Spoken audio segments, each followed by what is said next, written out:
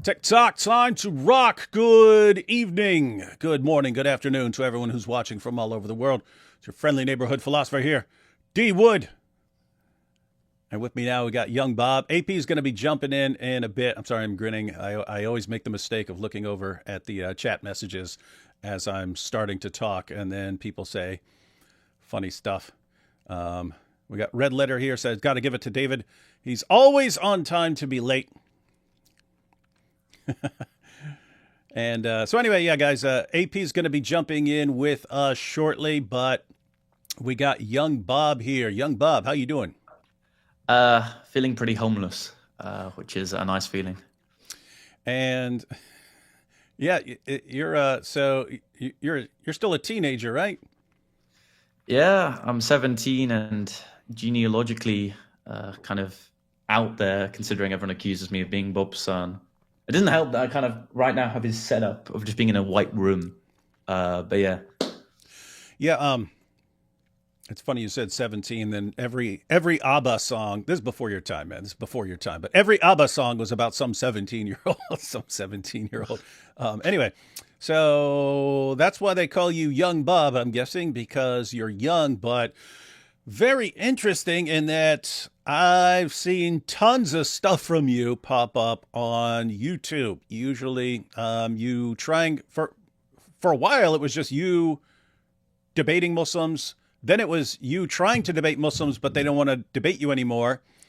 And then it's just like them running to police whenever you start approaching to them, running to these super tough jihadis who are going to conquer the world. Police, police, help, help. Yeah, it was because I kind of transitioned into like online sophistry debates where you actually try to engage with like the substance. Then I went to Speaker's Corner and then realized that a lot of the Muslims in particular are kind of like charlatans, like like Mansour, Hashim. These people are all just playing an act. So there was a certain period of time where I actually tried to engage with them on their topics. They would actually kind of give me flack for my age. Then at some point I was like, you know what? Debating the actual topics aren't going to work. So let me just debate the person. So I'll just go through their scandals and then they'll say, oh, harassment. I was like, you know what? If they're going to use the police, why can't we do the same? So whenever they used to report me to the police, I would just say, well, he's called me like a T group, like a terrorist. So I'll report him for a hate crime. So they've kind of exhausted that tool as well. Because to be honest with you, it's because I've got the tism. I don't really care about social conventions. So I'll just go up to them regardless of the consequences. Like Hashim, after the chat logs got kind of leaked, he kept on saying, well, I'm going to report you for harassment. He accused me of being on Prevent. And I was like, you know what? Like, these things really don't faze me. I'll continue going up to you with the chat logs. And when they accused me of harassment, I just said to the officers, look, he's a public debater. He's advertised himself to discuss with anyone, in which case, if he arbitrarily decides not to discuss with me, that's faulty advertising. That's not harassment. And then I actually just went through the definition of harassment. Okay, it is the persistence of more than one occasion. I said to them, is Speaker's Corner more than one occasion? He's like, no, of course not. It's okay, not harassment. And then they kind of let me on with my day. It's actually more the left that you have to have an issue with in the United Kingdom, which is interesting. Well, they always seem to align themselves with the jihadis. Yeah, they're good friends. The left, yeah, it is, and you would think. I mean, that was the Iranian Revolution, right? You had the Iranian Revolution, so Iran had a king for like 26 or 2,700 years straight, and you had the mullahs. The mullahs, they wanted to take over. They wanted a theocracy. We want a theocracy, not this king. And the leftists, the communists, the socialists, they were all totally on board with getting rid of the king. So hey, let's get rid of the king, and then we'll have our leftist utopia, and socialism will win, and so on. So anyway, the leftists aligned themselves with the mullahs, and then they got rid of the king, and then the mullahs killed the leftists. And it's more just like within the West, Islam is exotic. The same flack you could give the Christians that the left typically do, you could give to the same for the Muslims in a more extreme case, right? Like, we're not the organization calling for cousin marriage, right? They are. But we still receive flack for not allowing for the marriage between one man and another man, right? So it's just that Islam's exotic within the West. It's part of this hippie generation that kind of endows itself in multiculturalism, which is absolutely fine. But you kind of see like this going on about like the tolerance paradox, right? It's tolerance for everyone until it's for no one, right? And this is kind of why I went into doing apologetics, then later like political activism. It's just because I suddenly found that being diplomatic with people that hates your existence, it just doesn't work. It never had been. So how long have you been going to Speaker's Corner? Or well, yeah, Since yeah, give us your sort of life story in a nutshell when you started getting interested in like apologetics, and then like did you just jump straight into Speaker's Corner, or how'd Yeah, that so work? like one day David would just radicalize me. I'm joking. So yeah, as much as the Muslims fantasize that I've been indoctrinated, that's not the case, unfortunately. But well, what happened is I was a drama student, and you find this with a lot of like American conservatives. They kind of become conservative because of drama productions. So I think that the projection within young people within this United Kingdom is that they come to Christianity through conservatism. Now, I'm not going to do the rookie mistake of instantly assuming every conservative has to be some sort of Christian, right? Which isn't the case. But what I'm going to say is that conservatism kind of leads into this understanding where we need to conserve something of some spiritual worth, right? So I was incredibly lonely. I tried to do some regrettable things. I went to drama school. I spoke on issues like transgenderism, like privately within a group chat. They didn't take it very well. They said some nasty things. Then I was like, sod it. I'm not going to be so diplomatic with these individuals. So when I was 15, I decided just to go to Speaker's Corner. And the way that I learn is just through assuming the mannerisms and the way of thinking of particular individuals. So at the time, I was just like watching Soko religiously. And yeah, I just kind of picked up Bob's mannerisms unintentionally, kind of started to do that. Is that why Then, they started calling you Young Bob? no, it's just because of racism. Oh, I had brown hair and I was white. so Purely, so hey, he looks like a younger version of Bob. well, there was So a we'll call guy. him Young Bob. Yeah, there was a guy called Mini Bob, and he had black hair. But he turned out to be a Unitarian. Maybe it's not the best. I will say this for free. Please, people who are in my age demographic, please think very carefully of deciding to pick up this work. Do not find me a good template to copy, right? That'd be like for Muslims to kind of template Muhammad. It's kind of like it's not going to work, right? The reason why I say this is there's very few select people that are like me, and it's not a good thing. It's not something it's set out of ego. I'm just a really special case. And that's what happened with Mini Bob. He became a Unitarian because of his age. So it's incredibly like whatever you say that will get someone towards Christ, it can also get them away from Christ. And the same is true of apologetics, really. But yeah, I started when I was 15. I was picked up by Turning Point UK as their youth ambassador when I was 16. I just used to go to university campuses and kind of used what I learned theologically and kind of applied it to politics. But the reason why I became so political was because of Speaker's Corner. I saw that the Muslims at the park didn't integrate typically well with the West. Like, there's a guy called Billy at Speaker's Corner. He says that whenever there's a fight that kind of breaks out, it's always the usual suspects. And it's true. They don't really integrate well. Like this saying is true. Like the religion of Islam typically doesn't play well with other religions. So I got picked up from Turning Point, then recently got exposed on X for firstly having an egg cracked at my head because I was discussing on liberalism in Camden Town, but also because I was going outside of migrant hotels. And for the American audience, essentially in the United Kingdom, you can go on a boat to Calais to Dover, claim asylum, and you'll be housed in a 5-star hotel. So I was doing speeches outside of these hotels because they were causing issues in local communities with people committing antisocial behavior crimes just because these are frustrated men coming by themselves, fighting age. And I used a lot of my anecdotes from Speaker's Corner. Like I even started speaking about, and this is incredibly hilarious, you've got a bunch of conservatives, and Speaker's Corner is quite an enclosed system. I was discussing with them about Muhammad Ijaz's secret second wife, which I found magnificent, by the way. The fact that I was able to preach to conservatives and patriots that never heard of Speaker's Corner. Yeah, there's a guy called Hijab, and he's lying about his second wife. But yeah, like I became the reason why I became this is firstly I'm no longer emotionally impressed by the Muslims at the park in terms of what they do. It kind of desensitized me to a lot of the issues within this United Kingdom. Secondly, I've always enjoyed talking with people that disagree with me. I found it fascinating at drama school, and I find it fascinating now. And thirdly, I think my personality kind of inlines myself with someone that always engages with people, regardless of what it is. I could be talking to anyone about anything. Yeah, and it's interesting. You said people can just kind of. You talk about some of these guys being frustrated and then venting their frustrations in some very bad ways, apparently.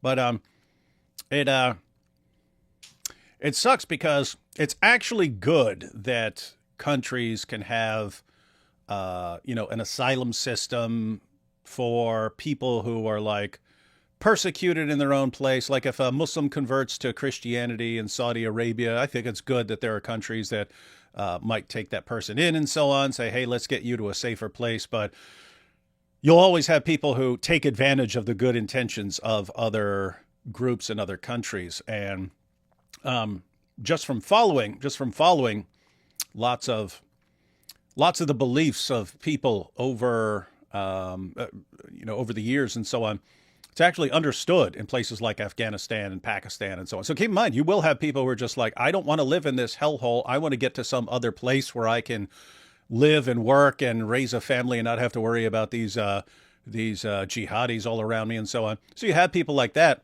but you also have the people who are like, hey, if I can just get to the UK, I can do whatever I want and get away with it and just scream racist anytime I get caught doing horrible things. And lots of them have the idea that there's just Western nations are just these open fields where they can grab young girls and do whatever they want.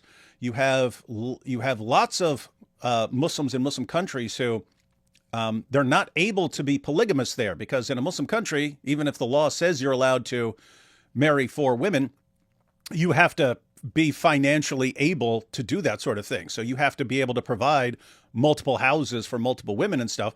And most Muslims can't do it in Muslim countries, but they understand if you can get to the United Kingdom or Germany or France, you do your marriages to your wives in the mosque. These women are officially in front of the government. They're single mothers. They're single women. They're single mothers. And the state will provide for them. So you can actually, if you can just get to a Western nation, you can do whatever you want to lots of 12, 13-year-old girls. No one's going to stop you because you just start screaming racist. And also you can marry 2, 3, 4 wives, and the government will actually pay for it. The government will pay to provide for your wives and your family because the government views them as single mothers. And so you can basically live the dream if you can just get across whatever body of water you need to get across to get to one of these places. And so again, it's good that there's an asylum process and so on for people who really need it, but other people just take advantage of it. And it seems like most of the people who are using that asylum system are just taking advantage of it to get whatever they want. And then you got people like you who would kind of expose what's going on, saying, hey, here's what's going on, just so everyone knows. And that kind of makes you the supreme enemy because I've done the circuit of just offending people. I mean, I've done the worst possible route in terms of trying to defend myself in terms of character. I start off with Speaker's Corner with the Muslims and then familiarize myself with the left in terms of these protests. Now, I agree with you. Never blame a man for taking up an opportunity that is given to him for free. I mean, if I give you £5 million, no strings attached, are you going to complain? No, of course not. It's always the government. And that is the reason why you're seeing these cases. I mean, yeah, of course, there's always going to be Christians which face persecution within the areas that the UK don't even send foreign aid to. But then, of course, you have the 1% which just get baptized as Christians but secretly believe in Allah and then use that to claim asylum. So it's always a difficult one. But you can very obviously tell the ones that are here for a legitimate reason compared to those who are just trying to exploit women. Now, in terms of Sharia courts, I mean, the hijabs of this world, they just want to scoff down donuts in the actual Western court system compared to actually just deferring all of their legal proceedings to the Sharia courts. And that's really the problem. I mean, I commonly see in response whenever I do discussions online about Sharia courts, well, the Jews and the Christians, they all defer their like marriages to other legal bodies. Well, we don't think that Sharia courts in the same way that we'd think of churches and like the synagogues, right? Because we wouldn't defer every single legal proceeding to the church, right? We'd get married there ceremonially. We'd still get recognized within the government of the land. But Muslims completely detach themselves from the legal system of this United Kingdom. And that's kind of the issue. When you push multiculturalism and there's a particular culture that tries to prevail and segregate itself, and you see this from Speaker's Corner, Mansour has told me on camera that what he wants to see is the Muslims to have one section and the Christians to have another. And use that as a sample size and apply it to the United Kingdom. You have outpatches of societies which completely detach itself from government and Western civilization. And what just going back to the Speaker's Corner thing, because so he wants separate sections at Speaker's Corner? Yeah, like they've done this all the time on camera. I try to engage with them because, look, my understanding is, well, firstly, there's no fruit in just talking to these individuals in isolation of the cameras, because at that point you're just essentially talking to an Islamic wall, because then they're going to change their positions, right? Mm-hmm. But in terms of the kind of following that they keep, imagine them seeing a 17-year-old winning a discussion over Mansour, right? Mm-hmm. I did this with hijab. The only discussion that's the main reason they hate you, right? You're an embarrassment to them, right? If you run up to them and can embarrass them on whatever topic they are, and you're a 17-year-old kid, and some of these guys have been doing this 20 or 30 years. You learn the Dawah script, you pick up the Dawah script, and you can respond to the Dawah script. Massively embarrassing. I mean, the only thing more embarrassing would be if it was like a teenage girl, right? Because then they're supposedly intellectually that would be they would view that as intellectually deficient and so on. But yeah, so I think, and by the way, I think that's part of the reason. It's in a different way, but I think that's part of the reason Ijaz is obsessed with you now and doxing you.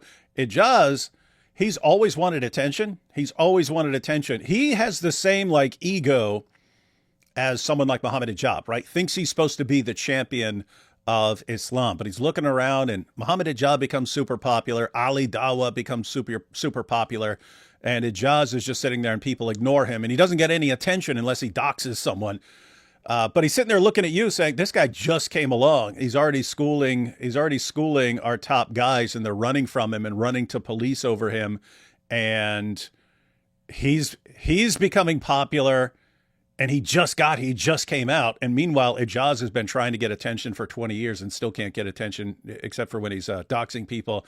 And I think it's just like, it crushes him emotionally and psychologically. It's like, you're traumatic to Ijaz. But for the rest of the guys, yeah, it would just be humiliating for some let me put it this way. If you're a Dawah guy and you see a 17-year-old Christian walking up to you, if they didn't know you, if you're a Dawah guy and you see a 17-year-old Christian walking up to you, it's like, oh, awesome. This is going to be awesome. I get to just totally lie to this guy left and right. He's not going to know the Dawah script. He's not going to know how to defend Christian theology. He's not going to know any of this stuff. And so I can just crush this kid. And then it doesn't happen.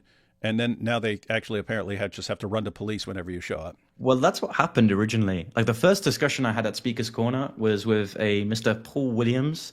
Now, I had already been familiar with his blog post on trying to make compatible sodomy with Islam. So I always found that quite interesting. But he always does a script, and I can reduce ministries within Islam to a few talking points. Like I think the Dawah script is now customized to a particular individual. So he always goes on, well, this convergence of Tawheed and the Shema, like stuff like that. And I already knew what he was going to say. So I was just going to say, you know what, I'm going to do like pure philosophical sophistry on Tawheed.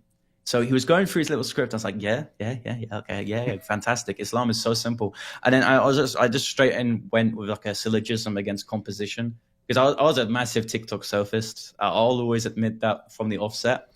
And he bloody hated it. So then he ran away. So I just followed him with and I was reading the blog post. I was like, hey, so why do you believe sodomy is like compatible with Islam? Is this the version of like Sunni Islam you're trying to give to like young boys? Also, why did you originally come to me? If you're preaching that type of content and you believe sodomy is compatible with Islam, Yeah, all it's I'm pretty saying creepy. is This is what you're talking. This that's is a what bit you're weird. talking to the young guy. This is what you're telling to the young, the teenage Christian. Yeah, man. They always accuse the priests, but it's always the it's always got to be them. Bro. This weird stuff. So they were interested in talking to you when they didn't know you could you could actually hold your own and crush them on some point. So we've seen clips of like what you're talking about with like Hashem and so on running, police, save me, there's a 17-year-old, he's crushing me. But is that just standard now? Because I was going to go to Speaker's Corner multiple times this year, but not allowed anymore. But last year I went to Speaker's Corner, and I really thought I was going to get there, and that because we'd seen the videos of like Hatun and stuff back in the day, where it would be her and she'd be surrounded by like 50 Muslims and stuff like that. So I thought we were going to go there, and Muslims are going to be around us, and it was going to be this awesome free for all debate. And apart from that little guy they call Scrappy or whatever, and a couple of guys who were like there were some Quran only Muslims and stuff. They came up, had a good conversation. So there were it's basically like not the regular Sunni Muslims who are willing to have a conversation. They all ran. They didn't want to come anywhere near any of us. And then even like Mansour, when he saw God Logic, he didn't know who God Logic was, and he was happy to have a conversation with God Logic until God Logic actually showed that he knows what he's talking about. Then Mansour, he didn't want to talk anymore, and he said, "I don't want to talk about this. I don't want to talk about this." And he literally runs across he runs across Speaker's Corner and starts having a discussion with a woman over there. Then he was totally willing to have a discussion because he found a woman who didn't know anything about the Dawah script and so on. So is it your experience now that, because again, I'm wondering, is it particular Muslim? Because I was just there that one day last year. So is it all the Dawah guys now? Are they only willing to engage with people who don't know the Dawah script, or is that just like certain people? Islam is kind of like this corporate entity now. I think it's looking at its capital. Like it's looking at this monopoly that it possesses, and it's just seeing it's no longer economically feasible to risk that against the Christians. So yes, there is a form of blacklisting, but also there's now this concept of defamation, right? So of course, naturally, as it comes out that these very pious Muslims were doing unpious things, they kind of want to deflect. And I actually think there's a genuine ignorance with Islam. They always accuse us at Speaker's Corner of being secretly funded by whatever organization they want to kind of make controversial, just bad things. And typically, I think that's just a deflection, that they secretly just assume that their opposition is doing the same thing that they're doing. So it's a corporate entity. They no longer see it as economically feasible. And now there's this new tool to its possession called defamation. It just wants to defame and libel different people. So yeah, there is no actual engaging with Muslims at the corner. And that's why I've kind of transitioned my work at Speaker's Corner, because in a debate with an interlocutor, you can either debate the idea or the person, right? The person who possesses this idea. Now, you're no longer able to discuss the idea with Muslims. You can only discuss about the person, because it's way easier, even if you don't engage, if you just read the scandal of a particular dawahgandist, it's way easier to get that on screen and it even be transmitted by the Islamic channels, and people question, because they question the person, they also question the idea, compared to just speaking to an Islamic brick wall, because you can't really debate someone who's not going to engage with you, because a lot of the times, a lot of arguments are kind of premised around different questions or points that they kind of have to agree to then come to a conclusion. So it's incredibly difficult to now debate the idea at Speaker's Corner. The person is kind of what you ultimately want to go towards. And they have seems like there's plenty of material there. So we've got and it's not just the guys at Speaker's Corner. It's the guys. It's kind of all over the world. I mean, you've got Muhammad Hijab. He's like legend status for Muslims in the Dawah scene, and see what he's been doing. Like really, I mean, he's been saying super creepy stuff and defending super creepy stuff for years, and then it all gets exposed that he's doing it, and then he gets crushed in court, and now he has to start his MMA career to try and pay for all the legal penalties and so on. You've got It's becoming this thing where everyone wants to fake hate crimes against themselves now. Like Sheikh Uthman did it. He covered himself in fake blood and said the kuffar got him and stuff like that. And so you had him. You got Lily J now, like clearly staged. A woman throws a drink on her and so on. They're conveniently recording from multiple camera angles. She conveniently had all these people recording and so on. But you've got all these guys. It's like what works in dawah is just an ability to get attention. But the people who are able to get lots of attention for themselves are usually like narcissists and so on. They're great at it. They're just naturally good at getting attention to themselves. So they do well in dawah, but now it's basically a competition for who gets the most attention. And so what gets the most attention? Well, okay, if faking something against myself or faking a hate crime or faking something is going to help me get attention, then we'll do that. It's just part of being a da'i now.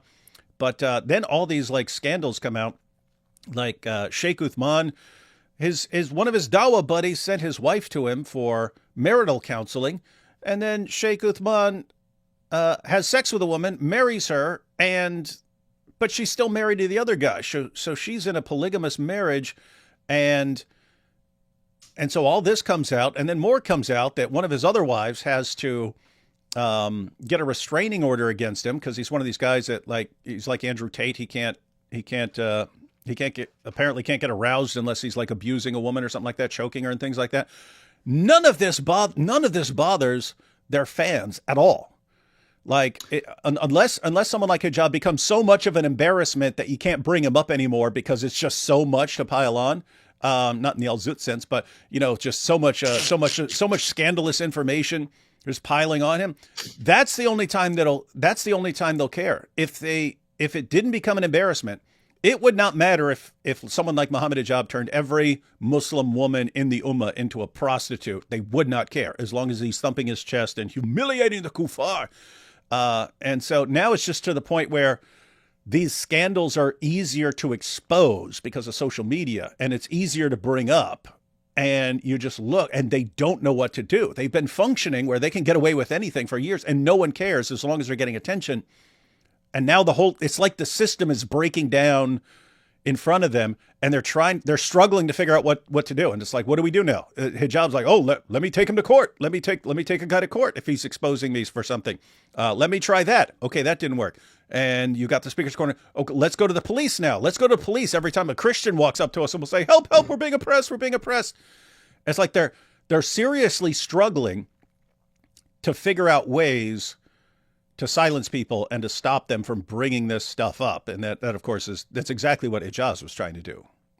Yeah, I actually think that on like the common Islamic laity, a lot of people, and this is because of course I'm young, like I'm now able to experience like people in my college, for example, like the Muslims there, because there's so many of them, what they think about these people that I'm engaging with. And I'll tell you this for free.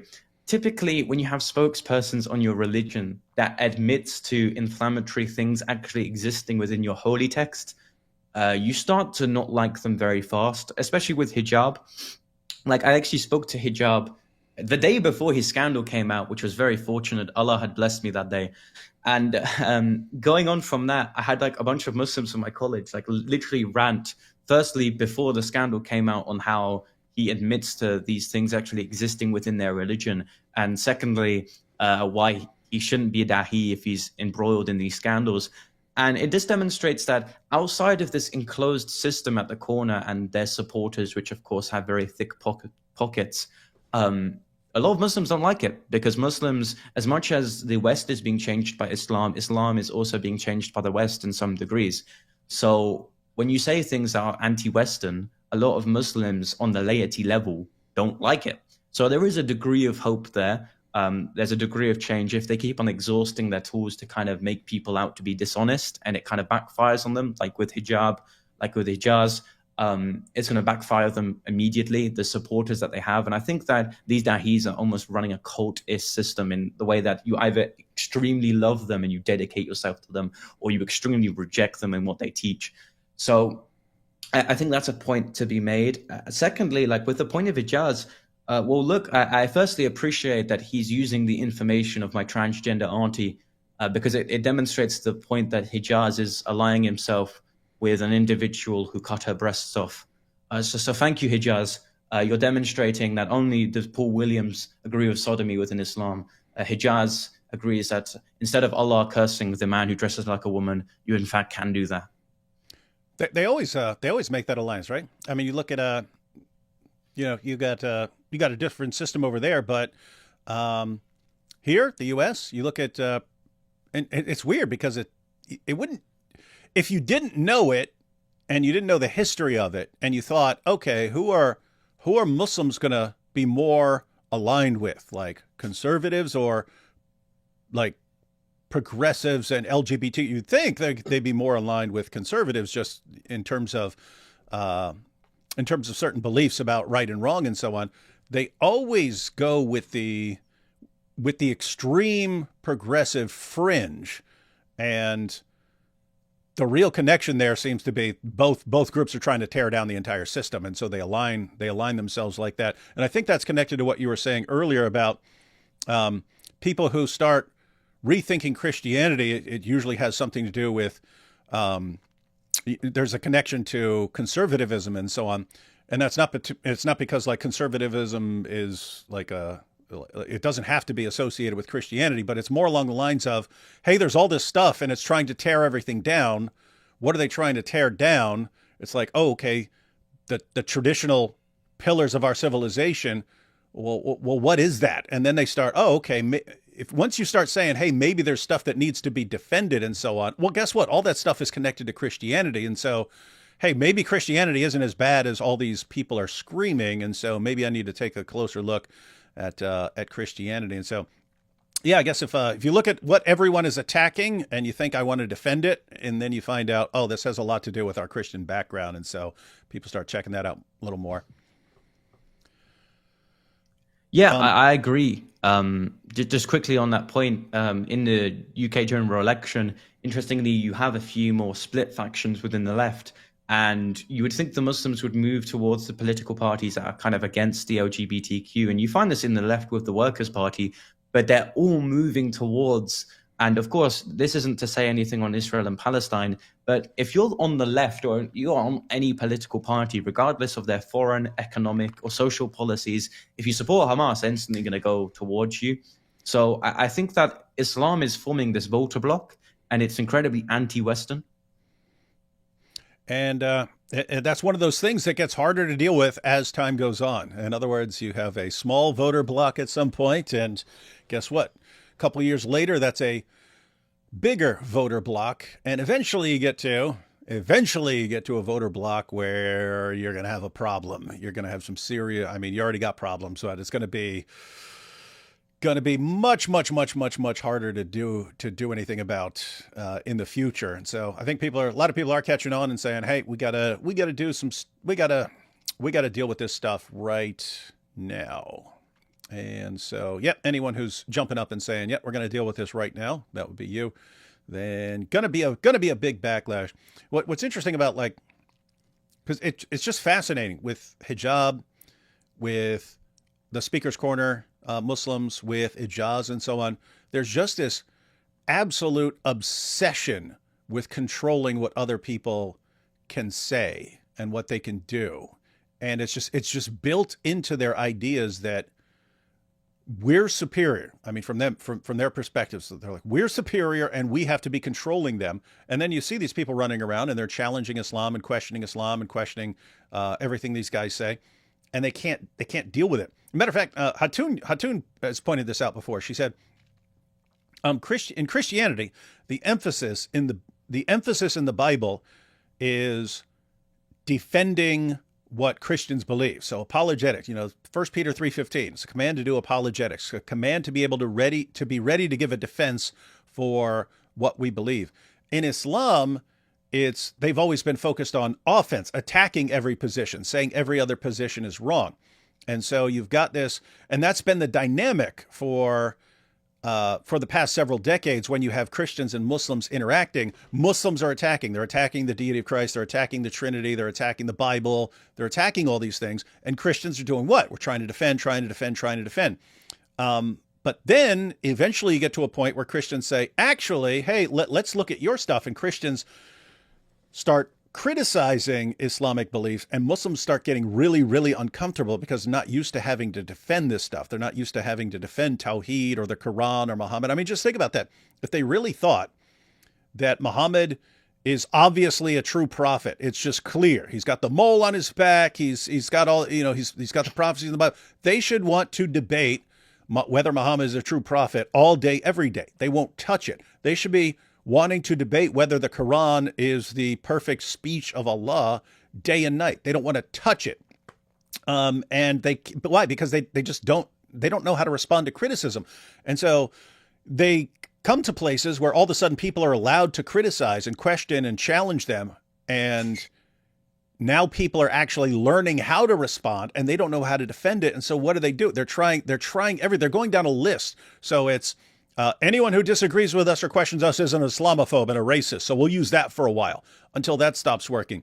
Then it's let's try and sue them in court if they say something about us. So that's not working. Just ask Muhammad Hijab. Then, of course, you had these guys running to police, save us. They had the media on their side, all this politicians on their side, trying to get laws changed, Islamophobia laws, so that then no one can criticize Islam because then it'll actually be illegal. And, of course, the doxing. Well, in addition to the constant threats. So that used to be how they did it when I was getting started, like 15 years ago, 20 years ago. It was just, you're saying something, we're just going to shower you with threats all day. Every time you open up your box, it's, we're going to kill you. We're going to do this to your wife. We're going to do this to your mom, all this stuff. We're going to do this to your kids. And that's every day. And they thought that would work. And it would work with certain people. But eventually you get to the only people who are criticizing Islam are people who aren't going to back down from that sort of thing. So then they don't know what to do. So we have to try something else. Let's try this. Let's try that. And it's just, I'm looking at that and they think that's strong. I think that's absolutely pathetic. It's the most pathetic thing I've ever seen in my life. You guys can't defend your prophet to save your lives. You can't defend your book to save your lives. And the only way you can think of dealing with this is running around trying to silence everyone. And it's absolutely pathetic, but they're kind of, if they don't get some laws passed or something like that, I think they know they have to because they lose if they don't. Yeah. Well, firstly, Bob mentioned this to me, and I think it's extremely true, right? So I'm not the most ecumenical individual, but the history of churches and denominations are that of being like critiquing one another, essentially doing apologetics. Like you could attack me on denying the filioque, right? But of course, we can have a civil discussion on that. Now, take it back to the Mu'tazilites that simply disagreed that, well, the Quran is not the eternal word of Allah. Then, of course, they get unalived for their troubles, right? They're now an extinct group. So the church in its persecution is the biggest apologetical entity in the world. And this is why I think there's a good comparison. The Bible is the biggest apologetical religious text, whilst the Quran is the biggest attack, right? It says, do not say this about Allah. Meanwhile, the Christians are just simply trying to defend their faith. Yeah, it's just I don't know. It's it just boggles my mind how people can regard this as strong. The running to police from a 17-year-old. Yeah, like I'm the most it's like so pathetic. I'm not intimidating. Like, look at me. A lot of people like I look. I don't know. I can't insult myself, of course, but I hardly look like the most menacing. Like, you can't accuse me of being some thug boy, right? I don't think the most I don't think civilized. anyone would be scared if they saw you walking down the street. They would not be like, "Oh, I have to protect myself." The women do, you know. Of course they do. Nice. All right. So, on this issue of Ijaz, wait, there's one more thing I wanted before we jump into. We'll go back and look at what Ijaz got attention for several years ago when he did something very similar. But you said you got the tism. Yes, of course. Allah has blessed me. You know. Well, here's the thing. I'll tell you this for free. You have to have some sort of degree of neurodivergence in order to do this and continually being like emotionally plain. Like I've had eggs chucked at me. I'm currently kicked out of my house for the troubles. Like I'm essentially homeless, right? I've had doxing threats. I've had unaliving threats at my age, and I can appreciate that maybe it wasn't the best decision to do this at my age, but nonetheless, it's kind of a decision that I can't unmake now. Now, you have to have autism in order to kind of handle that type of information and not kind of cry or run away from your troubles. And it's extremely about character building, right? I mean, if you're not able to focus on the problems that you have now in doing this for 2 years, imagine the troubles that you have in 15 years, right?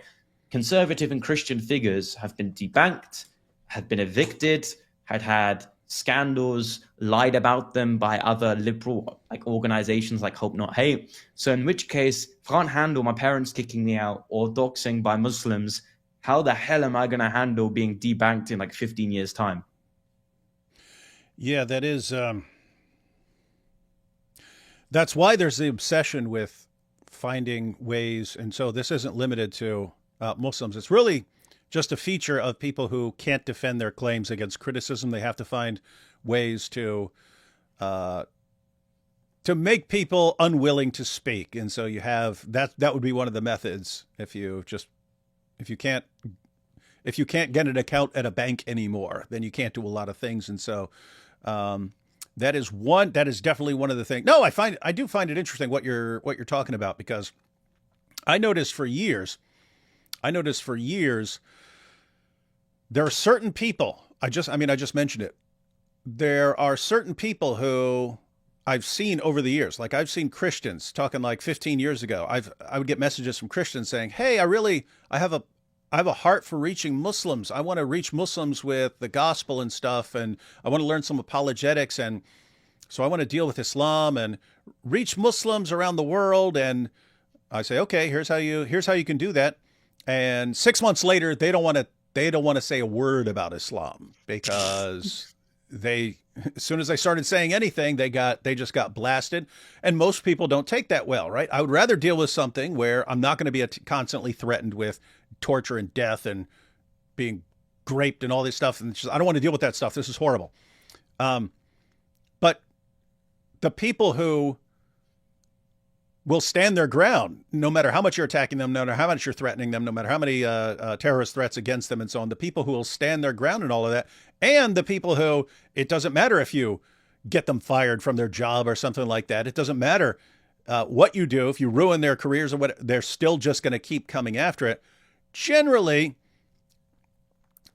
that's either just someone who has a really aggressive personality and doesn't like to take crap from anyone, or it's someone who is on the spectrum, not normal. I'm saying I'm in that category, right? So you're I guess you would be high functioning autistic. I'm considered high functioning antisocial personality disorder. So high functioning psychopath and so on. But see, they've got the tactics, they've got their standard bag of tricks that they use to make people shut up, and it just doesn't work on someone like you. It doesn't work on someone like me. Like there's something about I love being attacked from every direction and so on. Like that feels normal to me. And I don't feel normal if I'm not being attacked. Like I must be doing something wrong if I'm not constantly being attacked and so on. So yeah, the Muslims not trying to unalive me for my troubles. I must not be doing the right polemic against their religion. I see it because look, we've come to this expectation now that if you talk meanly about their prophet, or you mentioned some statistics about 78% of Somalians claiming housing benefit, look, you're going to get troubles for saying these obvious facts. And look, I'm not suggesting now. Here's the issue I always have with people, right? Like, and this is what you said as well. The threshold of, and this is why I don't consider myself smart. The reason why you see outliers like me is that you just said you don't consider yourself smart? Yeah, of course not. Okay, go ahead. Okay, good. So the access of information due to the internet is that you can have someone with an informal education from like Discord or whatever. I know that sounds quite brain rot. Compared to someone who's done this for like 15 years, take like someone like Paul Williams, right? And they can be in the same league of one another. The difference is just in the generation that they were born into. So you're going to see people like me come out to the woodworks, and you already do. It's just unfortunately the individuals who are online stay online.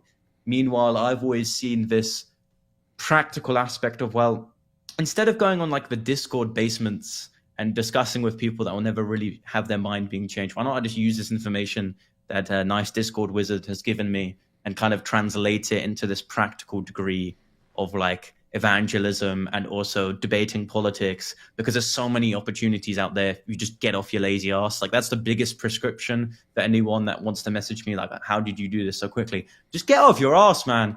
Listen, I was part of Turning Point UK, strangely, because I was outside of the embassy of Azerbaijan, protesting against the government not responding in any way against the persecution of Christians. So if you get off your ass, you can randomly find good opportunities there. Well. Look what the cat dragged in, ladies and gentlemen. Look at that. Look at that. What Can is I this, man? appreciate something? Yeah. Apostate Prophet, I was at a conference with him the other day. I was speaking for him for like half an hour. It only took someone else who he met the day before to tell him, yeah, that's young Bob, until he put the two dots together and was like, oh, I've heard of you. I appreciate that, Apostate. Really. Thank you so much. That is true. That is true. We met at the conference, and he came up and he talked to me, and we spent quite some time together. And then I think, who was it? I think it was David. Yeah, it was David Notwood. He came up to me and he said, hey, young Bob, how are you? And then it dawns on me. I'm like, wait a minute, you're a young Bob?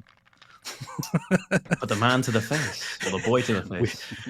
But young Bob's response to me was like, well, I thought it was obvious. I'm not egotistical. I was like, what do you like? I don't know, like, I don't know if you're like narcissistic. I don't know if you have like some sort of celebrity complex. So I didn't know if like you wouldn't respond to people you just don't know, because I don't know who you are personally. So I was like, do you not think it's obvious if I just randomly go up to you and just start discussing on your orthodoxy? But this shows that I just talked to anybody. You see, I didn't know that you were important. I didn't know that you were a celebrity. How dare you not know who I am? See. Yeah.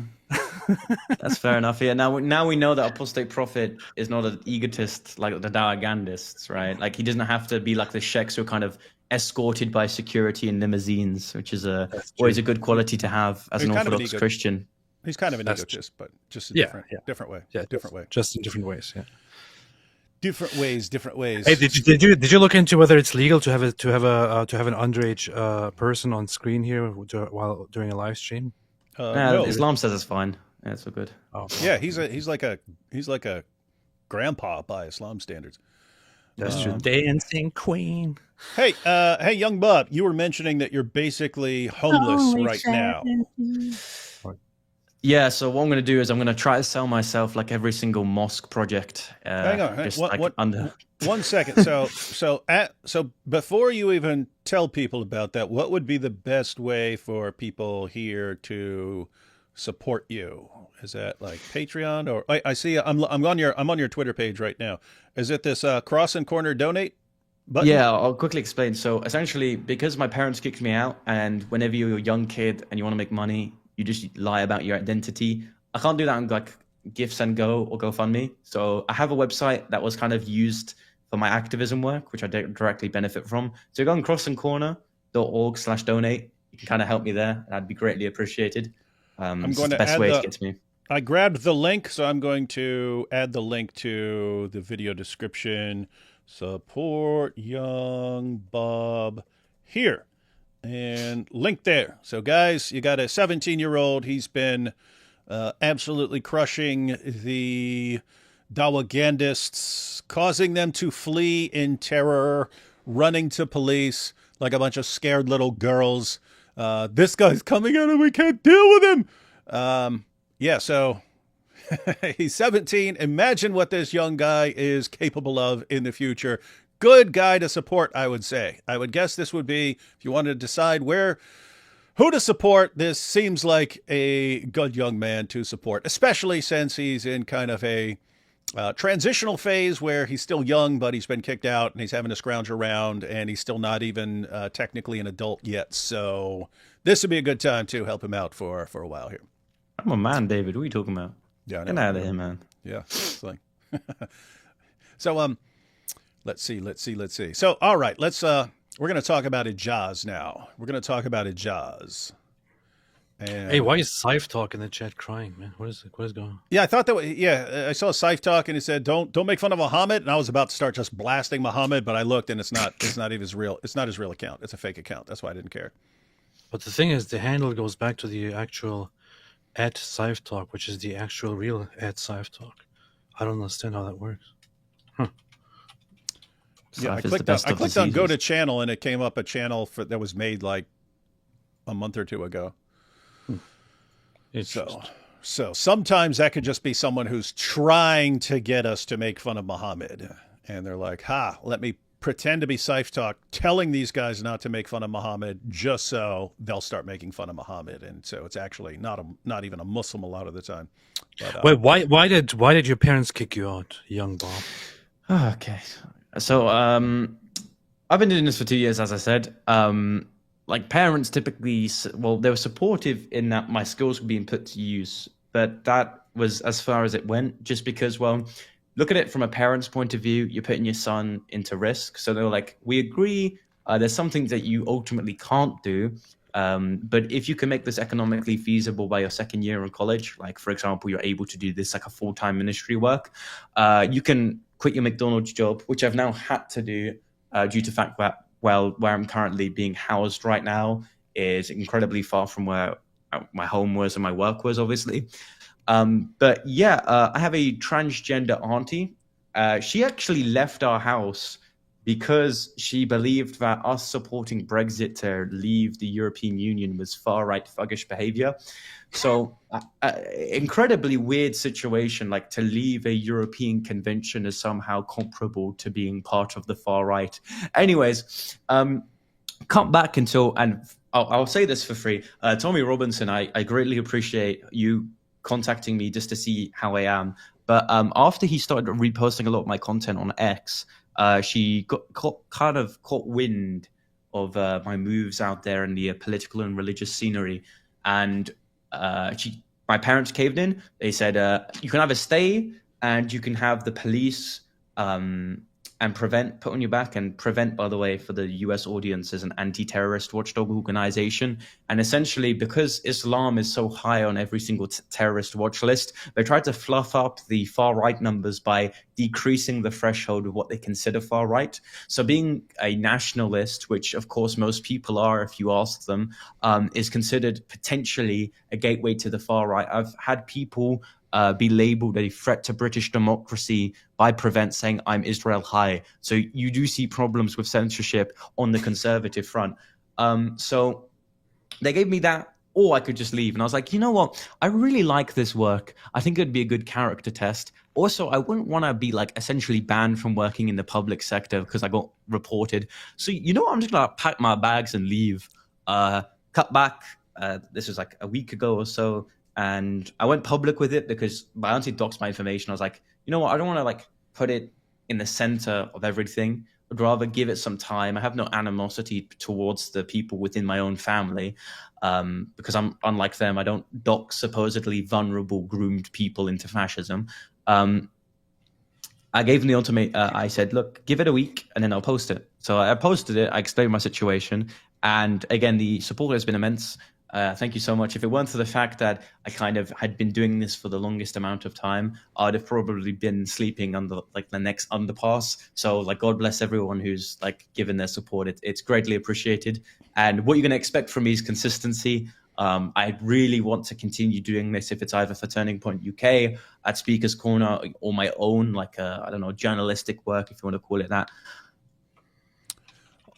Yeah, guys. Wow. So link is in the description box. Be sure to sign up to support young Bob. In fact, I'll go ahead and say it.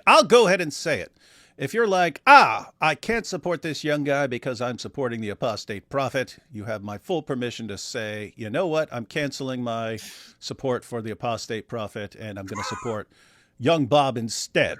You have my stamp of approval and my blessing upon that, everyone. I agree. So that's good. That's good. Thank you, Apostate. You're really trying to sell this fake humility, aren't you? Indeed. Okay, so we wanted to talk about Ijaz doxing people. Let's take a couple super chats real quick, and then Hold up. I have one more question. Well, Wait. Young Bob, I don't know if people know the story, but how did you become Young Bob? they already explained it. You already explained Big it Bob 17 and times, man. Did you already say it? Okay, well, I'll say it for you just because, of course, things need to go down the chain of narration. So essentially, It was narrated. people are racist. Sorry, They go see ahead. black hair and white skin, and they accuse me of being Bob's son. They will. Okay, well, There you thank you. It's funny. These are the same guys who would scream racist if you said anything to them, but they're, any white guy is clearly the son of Bob. The son of Bob. I'm going to accuse every brown guy of just being the son of Muhammad Ijaz now from now on. Are you Muhammad Ijaz's son? No. Yeah. But how do you know? What if it was from one of his muta wives? You wouldn't even know. Yeah, I forget who this was. We were talking. This is Giant DOC, and we were talking about. They were quoting some Muslim scholar, and this guy was so famous for all his muta kids that he had to actually give all his kids a list of his muta wives so that they wouldn't accidentally sleep with someone that their father had slept with, or someone who's related to them, or something like this. Anyway, weird, fun stuff. That's a serious concern, man. Yeah. Trav Matthews says, didn't Blogging Theology, so that is Paul Williams, call out Ijaz for this a few years ago? Yeah, we're going to check out the video. And if I recall correctly, what Paul Williams, and to his credit, he said he actually exposed, if I recall correctly, but I'm pretty sure it was Paul Williams of Blogging Theology. He said, when all this stuff came out about Ijaz doxing people and so on, he said that years earlier, Ijaz had come up to him with like some sort of notebook that he's keeping tabs and finding all the personal information and so on of all the critics of Islam. And I've got my notebook, I've got my file on where all these people are, and I've got all their information. I know where their family members are at and stuff like this. And it's like he was like preparing for the future when we take over, and we'll be able to go find all these guys. And like Paul Williams was like, what? Why are you doing that, man? Why are you doing that? So it's like it was too weird even for Paul Williams, and that's saying something. But yep, that is Ijaz. Too weird for Paul Williams. He's a gay Muslim. So, Yeah, that's some wild stuff. But yeah, so Ijaz just obsessed with tracking people's personal information and stuff. Obsessed with you because you're a young guy who gets attention, and he's been struggling for decades now to get attention and can't get any attention. Also, he's probably a sick pervert who is like, "Oh, this guy has no beard. That means it's not even gay if I'm attracted to him. He doesn't have a beard yet." So really, really creepy dude. Anyway, we're gonna check out that video from a few years ago to show what he did before, and then we'll get into what just happened to you. Jack Ray says, TikTok time to rock. That's classic. I'm going to steal that, Jack Ray. By the way, shout out to Jack Ray and to Zane for the Apologetics Roadshow memberships. Cool stuff. But I should have said before. I should have said before you guys put that in that you should go and support Young Bob. Let's see. So David Wood is Mossad agent. Sheikh TikTok said so. Always believe Sheikh TikTok. David, live for less than 2 minutes already, 10 times more views than Ali Dawa's usual 30. Also, AP has a Minecraft server in his Discord. David, come play Minecraft then. No, I'd have to learn to play Minecraft. You want to play Call of Duty Black Ops Zombie mode? I'll play that. But yeah, it is sad for Ali Dawa that he does these live streams now, and they'll get like 20 or 30 views, people watching live. Anyway, I can't. Maybe people are catching on. Anyway, interesting fact, my dad was in communist Hungary during the 1980s. The only group who were allowed to protest were the Palestinians. That's a coincidence there. Hi, guys. Brave young man Bob. What hopes do you have for UK? Can we win this fight? If so, how? That's for you, buddy. It's interesting. I don't think there's ever a time where like everyone's identically like happy with the ideology that they have in its purest form. So I think there are pendulum swing within the United Kingdom and the rest of Western Europe. Whether that momentum can continue outside of it being fashionable within like the media, we'll see, because I have a heavy suspicion that a lot of the activism done in the United Kingdom, a lot of the voting intentions is incredibly reactionary to whether it's popular on social media. The same is true with the Muslims as well. That's the way that they kind of infiltrate and radicalize people when Islam is fashionable on social media. You saw that with Andrew Tate, for example. So there is a hope. There are people like me. Whether we can continue this momentum is all ultimately up to the British public. But I do see a very good situation in which, like, for example, like Tommy Robinson's Unite the Kingdom March, right? I'll be attending that. And there's events like that, which I think could ultimately demonstrate the intentions of the British people. And I just want to... Did you hear that? There's hope. There are people like me. Yeah. But I have to say, that's exactly what I was thinking. Everyone who's watching. So I've made a couple of videos recently where I'm talking about like sort of reading people to find out what the weaknesses are, what the weak spots are. And like people are constantly giving you information and so on. But think, everyone is flipping out. Oh, what are we going to do about Islam? Oh no, what are we going to do? These guys, they're going and preaching dawah. They're praying in the streets. They've got the highest birth rates. They're taking over.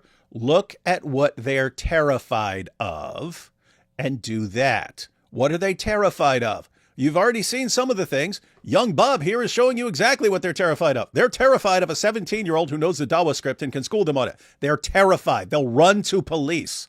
Look at Muhammad Ijaz. Why does he try to sue anyone who they can't handle criticism? If I saw a group that under no circumstances can deal with one word of criticism and they have to try every version of gymnastics they can do to silence people from I'd probably start figuring out what they're so worried about. Why can't these guys deal with criticism? You want to know how you deal with Islam? Yes, there's all sorts of things you have to deal with. You have to deal with political issues and terrorist threats. And there's all sorts of stuff you want. What actually will make Islam crumble is a bunch of Christians learning to defend against the dawah script and learning to criticize Islam and learning the Islamic dilemma. Islam will crumble. In other words, get an army of young Bobs out there. You win. You win. It won't be over. There'll be a bunch of tantrums. There'll be violent backlashes and so on. But that will make Islam crumble. It's all right there. It's all right in front of people's face. Here's what I don't. Oh no! What are we going to do? Islam's going to destroy our civilization. Well, you could get a book or read an article or check out some videos and learn this stuff and go share it, and that would solve the problem. And I just have to say, if Christians and other non-Muslims are just too lazy to do that basic step of dealing with the problem, I don't know, then you're in trouble. But guess what? It's pretty easy, guys. It's pretty easy to deal with this stuff. Let's see. For months, I thought young Bob is Bob when he was young, and all these videos are old. I was like, why do they show old vids? So he thought these are actually Bob from Speaker's Corner when he's young, and all these old videos are resurfacing. They're like, wow, he was awesome even when he was young. Whoa, he was crushing it back then. He was even more based when he was young. No, he's kind of lame. Don't give me an ego, David. Can you do al-Zut? Can you do al-Zut debate with a Muslim? What road Momo? Yeah, if a Muslim wants to debate what road Muhammad on the night of al-Zut, I'll do it. I agree. I already agree. When are we getting the video on al-Zut gave Muhammad the stamina of 30 men? I forgot about that. Hey, young Bob, you didn't see this. This was interesting. Who pointed that out? Oh, it was Inspiring Philosophy. Yeah, IP yesterday. Yeah. Not the other day. Yeah, so young Bob, we got these stories about Muhammad and the men of al-Zut. Yeah, I know. I used them at Speaker's Corner. Don't worry. Oh, nice. So we got the story about Muhammad and the men of al-Zut. Then you have these passages about Muhammad having the sexual strength of 30 men and so on. Inspiring Philosophy. He was just talking about something else in general. He said it was a belief. It was a belief. He said he's going to get me the sources. He said it was a belief in the ancient world that you could actually like inject your manliness into another person, right? And so this is part of the process. Getting banged by guys and stuff is like making you more masculine and stuff. I was like, wait a minute. If you can actually show me that belief was anywhere near Arabia, that kind of makes sense. It's Muhammad's out in the desert getting banged by these guys to make himself more of a man. And then this gave him the sexual strength of 30 men and allowed him to go and do all this stuff. So anyway. Muhammad roids, bro. That's how he kind of got jacked back in the day. Yep. All Zutroids. Oh, man. You know, Muslims would be drop shipping that if that was an actual thing. Yeah. Oh my goodness. So someone says, does this guy have a channel I can follow? So yeah, do you have your own channel? Because I always see you on like other people's channels. Yeah. Speaker's Corner. Young Bob Studios. Don't expect much from a homeless guy. But yeah, I post sometimes. All right. So there. Was the real reason Muhammad needed the stamina of 30 men due to him being ridden by Al-Zut so much? And Diha. Yes. Oh, this is messed up. I'm thinking of doing like a commercial. Like back in the day, they'd have a commercial. That was me before I started using Weider protein powder 5000. Look at me now, right? Like this was me. Oh, we can even get vocab. This was me, Prophet Muhammad, before I got al-zuted. And then it's like some little weakling. And should you get Bob? You get Big Bob and me. It's like there we go. This is me when I. Let's see. Sonny says, I think this is from earlier, but Sonny said, does Young Bob have a Patreon or something? So I think that was before I posted the link to his site. It's nice to hear from a nice, well-spoken young man instead of some Americans and a Turk yelling about everything. Yeah, I agree. That's true. They like you better than AP. High-functioning OCD over here. I don't like being attacked, but I try to help out when I can. God bless you, Young Bob. Thank you. That's good. High functioning is where it's at. I was just about to ask about you, AP. That's true. Me? Why would you ask about me? Yeah, why? Look what the cat human dragged in. This AP, the cat human.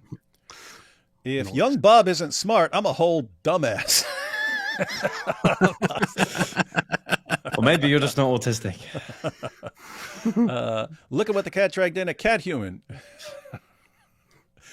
Hebrews says Jesus is higher than the angels. The Quran confirms the scriptures. How can Muslims claim Jesus is a prophet? By pretending that it doesn't confirm our scriptures. And that, ladies and gentlemen, is the Islamic dilemma. Hey, Young Bob, are people... we follow stuff online and so on, so lots of people are using the Islamic dilemma who weren't using it before this year. People are catching on. Is that true over in the UK too? Yeah, I'll be honest. It's like American TV shows. Like for whatever reason, it finds its way into the United Kingdom. You guys have essentially taken over like TikTok in terms of the algorithm. So essentially, everything you say in America kind of goes in terms of UK. Like people, I don't want to say laity, but people who consume this content. So yeah, it's just as popular in the UK. That is good to know. Wow. Hey, that's cool. You just said, hey, we just think we're posting some videos and stuff, but Young Bob's like, hey, everyone's paying attention to this stuff in the UK. That is good. With great power comes great responsibility. Give us money. I will handle this. I will handle this with the appropriate level of relentlessness. Young Bob, you are such a special gem in Christianity. Thank you. I don't know how to respond to compliments yet, but yeah, appreciate it. Just insult them in return. All right. Sorry to hear you got kicked out. I'm 23 and my mom won't talk to me for a year now, so I can imagine what you're going through. Praying for you. Yeah, I mean, I'm not that emotionally. I don't know. Maybe I'm like a psychopath like David here, but like it didn't really emotionally impress me. I mean, again, like I've just been desensitized to this form of censorship within the United Kingdom. And maybe it testifies to the fact that we're extremely Orwellian in the United Kingdom to a point where it doesn't surprise anyone. Now, there's an individual called James Harvey, and I'll just quickly mention him. He did a migrant hotel protest with me in Diss in Norfolk, and he's facing potentially 2 years in prison for calling a refugee who had sexually exploited a young woman foreign filth. Now, I'm not saying that because he's foreign, he's filthy, but by saying that someone who exploited the UK refugee system is filthy and also a foreigner. He's facing 2 years in prison. So this form of censorship is nothing new. I got off light. I mean, optically, it looks difficult to arrest a 17-year-old. Like, imagine a mugshot of me, 17, autistic, like smiling like that. So they can't nick me, I don't suppose, but things personally in your family can, and that's because the whole UK system has been indoctrinated into this understanding of being intolerant towards ideas that disagree with you. I have to. There's not a lot of British words that I wish we used in America, but I have to, like wanker is one of them, right? People don't use that word over there, but they use it over here. But so you have certain words that I was like, hey, that would be cool. But saying, this dude got nicked, that's like cool. That's like cool. We don't say that. No one says that over here. So it's actually that's one of the words. I might start just using these words. Well, go on, man. We'll have a good relationship, right? Like we'll sort the bridge between United Kingdom and United States, and you can just nick language from me. I will. What I like about the UK is how everyone says "cheers, mate." Yeah. I asked you what you think about the UK, Apostate Prophet. The first time I spoke to you, I was like, it's okay. It's pretty miserable. I went down Whitechapel, and it's to what do you expect about Islamification. I was like, yeah, thanks for saying a lot about my country, Apostate. When did I say that? Was it during the conference? Yeah, it was during. That's the first thing you said to me. Really? Yeah. It's kind of funny because after it was like 10 seconds ago, man. What? I don't know, man. After that, during the conference, maybe that morning, I was like, things were a little bit wild because we had just finished the whole thing with Whitechapel and all that. But at the end of the day at the conference, and then the next day after that, I actually felt very, very positive and very good about the UK and about the people. In fact, I even recorded a little video which I kind of want to put out in with some edits in which I expressed how I feel very sympathetic toward the fight that people are putting up now for the UK, and I want to help and all that, and I actually take back some of the stuff that I said because I feel that a lot of people are fighting for the UK, and it makes me proud to see, actually, So, yeah. Hey, I'm just saying that to be right with you. Yeah, that's cool. As far as the cheers, mate, that is cool. Cheers in the United States, cheers would be something you say if you're just tapping drinks. You just hey, cheers, cheers, cheers, mate. Yeah, you don't say it like the form of appreciation in the UK. Cheers, mate. Yeah, and so AP has called for temporary cessation of hostilities as we are. As the UK is trying to figure out their way and so on. And I will keep all comments about a couple of farmers with pitchforks defeating the entire British army. Okay, buddy. Why is it called the White House? Okay, buddy. Okay. Wait a second. Let me go back to that one. Lord's Need said, young Bob, please consider putting this activism stuff off until you can support yourself. I have to say, too late. I mean, he's already 17, so it's right around the corner. He's got a narrow, he has to worry about this year. He has to worry about this year. But it's too late to back out for like the year. You're already going full force. So yeah, like I don't even know what's going on with my college, to be honest with you, because they made a report against me to prevent. They were gonna deny my second year, but I don't know what's going on with that. Look, it's that type of rational thinking that never really goes in the mind of young Bob. So I appreciate it. Probably will take it into consideration, but right now, I don't think that's a viable option. But it's probably the best possible thing for a young boy like me. But not everyone's like me, so I don't know what to tell you. You need to seriously start just dialing up anytime anyone disagrees with you or criticizes you, just instantly, what are you doing? I'm autistic. I don't know any better. And no, that's annoying me when people say that, man. I would be shouting that from the rooftops every second. I'd be like, listen, here are 77 reasons your religion is false. Well, let me respond. Oh, look at him attacking me. I'm autistic. I would totally do that all day. Probably what Muhammad did at his time, to be fair. Like, he probably just said, well, like these critiques about why he's not a prophet. I'm just illiterate, like probably something like that. I'm just illiterate and I'm getting banged in the desert by Al-Zut. They banged me. They banged They me in the banged desert. me in They the banged me in desert. the desert. They banged me in the desert. It'd be funny. Hey, we need a Life of Muhammad movie where it's him just using that tactic his entire life, and he actually takes over. Like no one can criticize him because he's like, they banged me in the desert, and I'm illiterate, and they're like, oh, we can't criticize this poor guy, and then he takes over.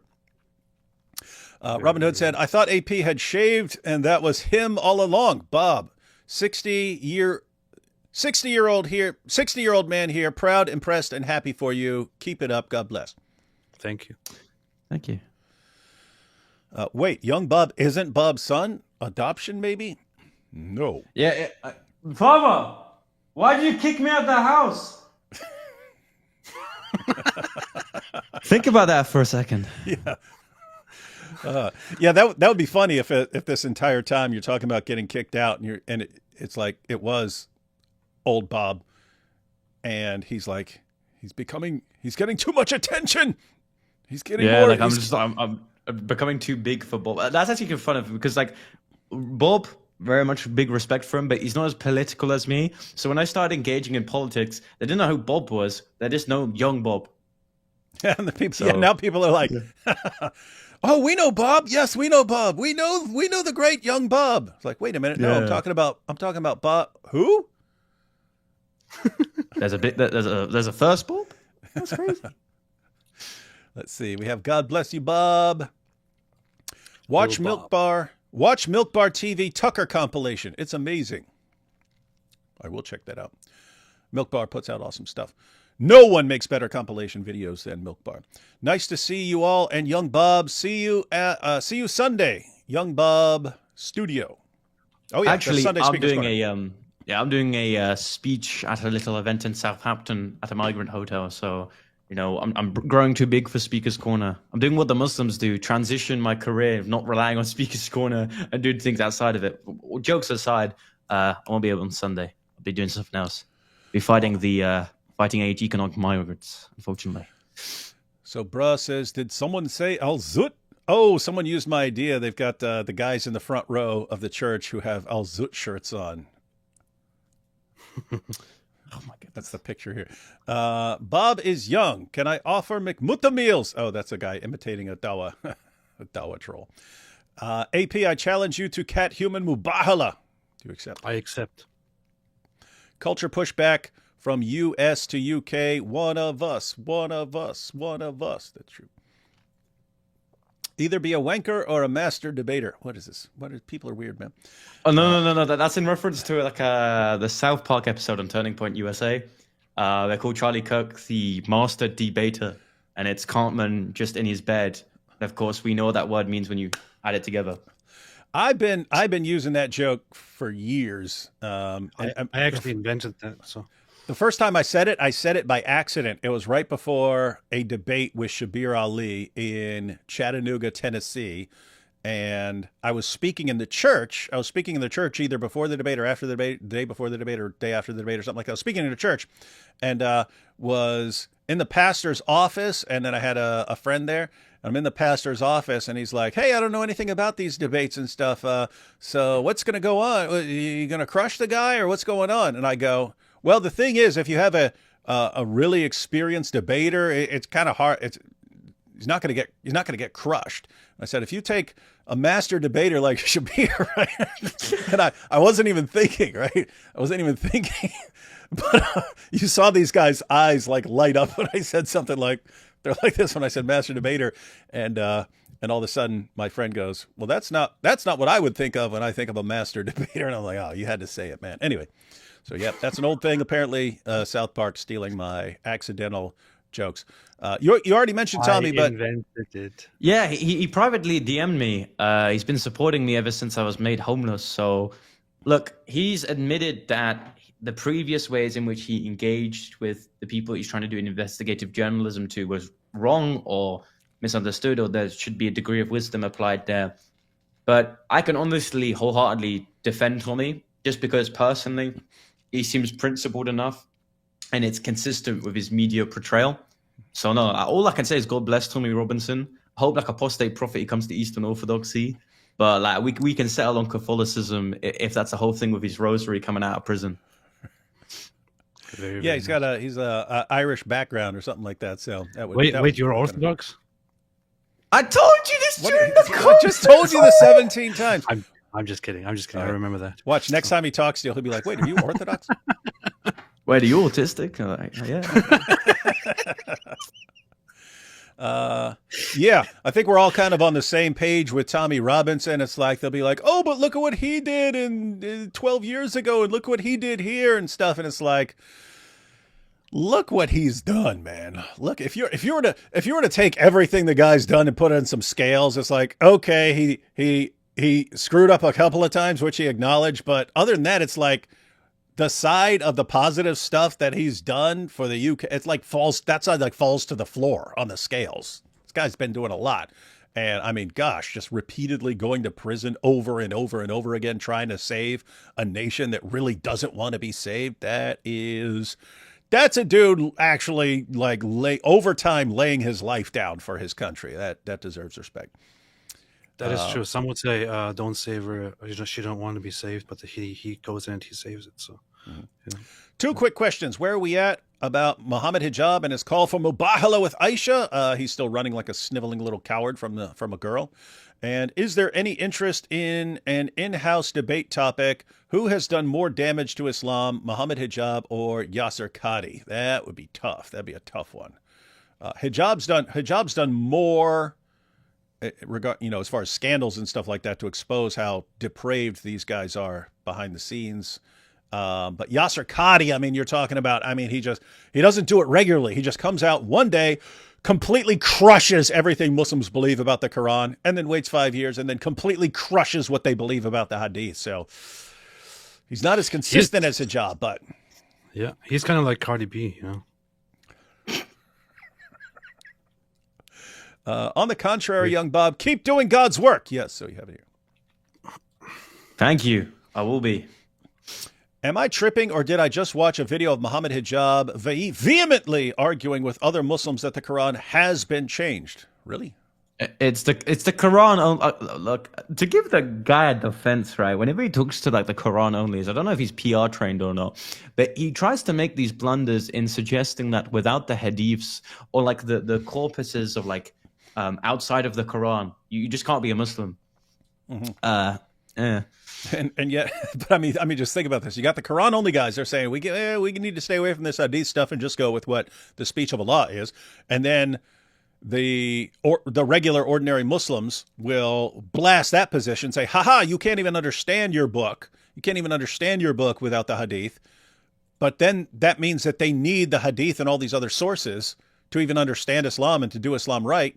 But then you got Sheikh Yasser Qadi and, these hadith, it can't stand up to any sort of academic scrutiny. So I just have to accept them by blind faith as a good Muslim. But I can't, academically, you can't take this stuff seriously. Well, that's the stuff you need in order for Islam to function and in order to understand the Quran. So it's like they're all destroying themselves. Like each position is destroying all the other positions. And it is fun to watch, I have to say. We need a movie called Simple Momo, where Momo is just Simple Jack from Tropic Thunder. Yeah, I remember that. Careful, you're going to make my eyes rain. The apple doesn't bob far from the tree. That's true. If I was his son. If only the UK put young Bob up in a hotel to profess Jesus Christ to the Muslim immigrants with security. That would be cool. Just like, hey, I'm homeless now. My family, I can't go back to my family, so I got to be in this hotel too.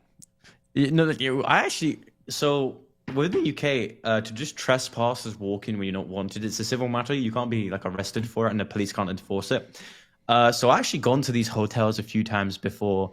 Some obviously been not. Like sometimes I just bring a PA system and start like blasting like Save Europe music, and these hotels. It's all good fun. I'd recommend it. But yeah, like it's a complete hypocrisy. You have like homeless people and veterans, which of course throughout the Western world have been exploited in terms of the labor, then kind of disregarded by the system. And then you're seeing the Labour government kind of favor undocumented people who may have a genuine claim to asylum. But a claim to asylum is under this understanding the country that you're going to is better. But the UK isn't getting better. In fact, we're in a managed decline. So right now, you're potentially moving to a country which doesn't have like this long-term endurance. It's like going and renting a house, knowing that you can't rent it for like more than a year, but you in fact want to stay there for like 10.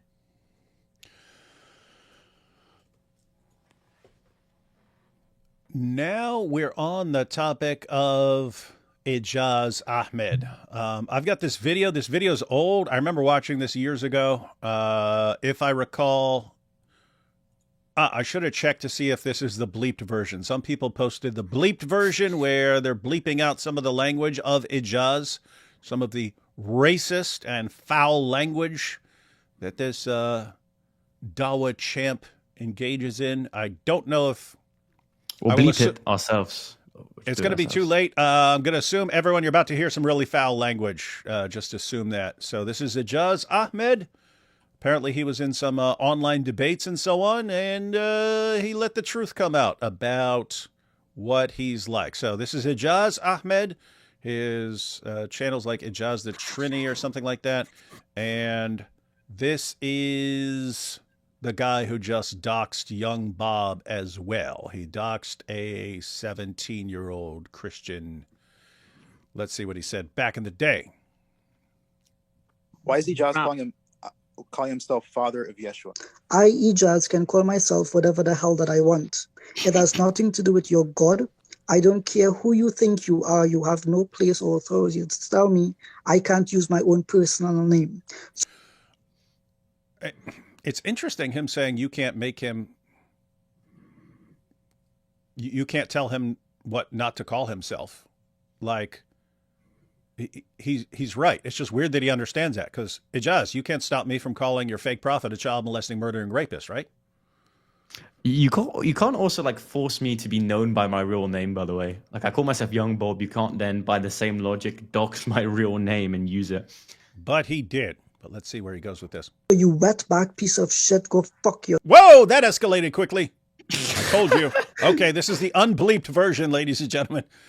So notice he instantly got racist. If I recall correctly, later on, when after he's doxing people, he starts complaining that they're interpreting it negatively because they're racists. And anyway, I just backed it up so we can listen to Ijaz in all his unholy Islamic glory. Father of Yeshua.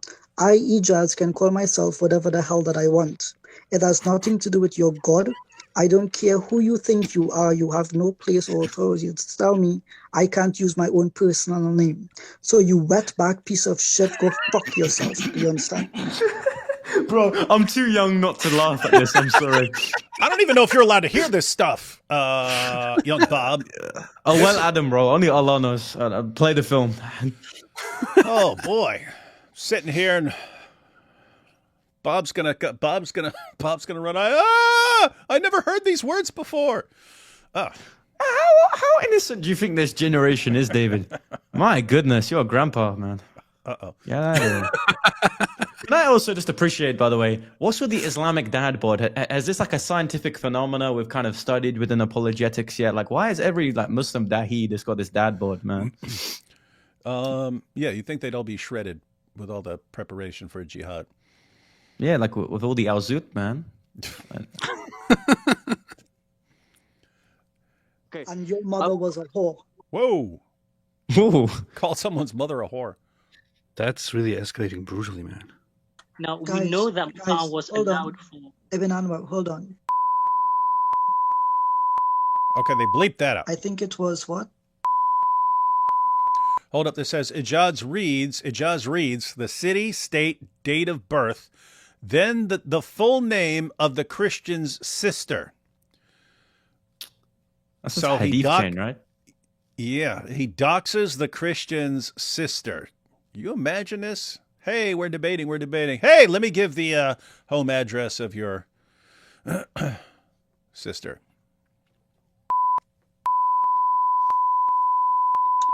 Sister. Oh, wow, you're doxing me. Right. Oh, my goodness. How pathetic are you no. that you think you doxing me is somehow... No, I'm not going to dox you. What's You going to just happen did. next? That's not docs, and that's public information already. What's going to come No, that's next is doxing. what you Actually, should be Ijaz, worried I have about. to. What an idiot! He thinks, hey, if I can hunt you down and follow you and then look up your home address. Oh, it's public information because I found it.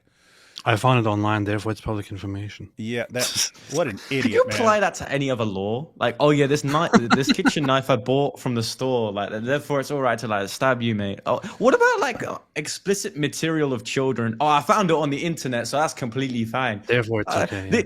He did the same thing to me on Twitter. He said that, oh well, your auntie did it, so I can just like relay this information. I was like, okay, but you're still doxing me because first of all, she's got like 10 followers on X. You have thousands. So, of course, you're just relaying it in the effort of trying to essentially emphasize the fact that this is actually my information.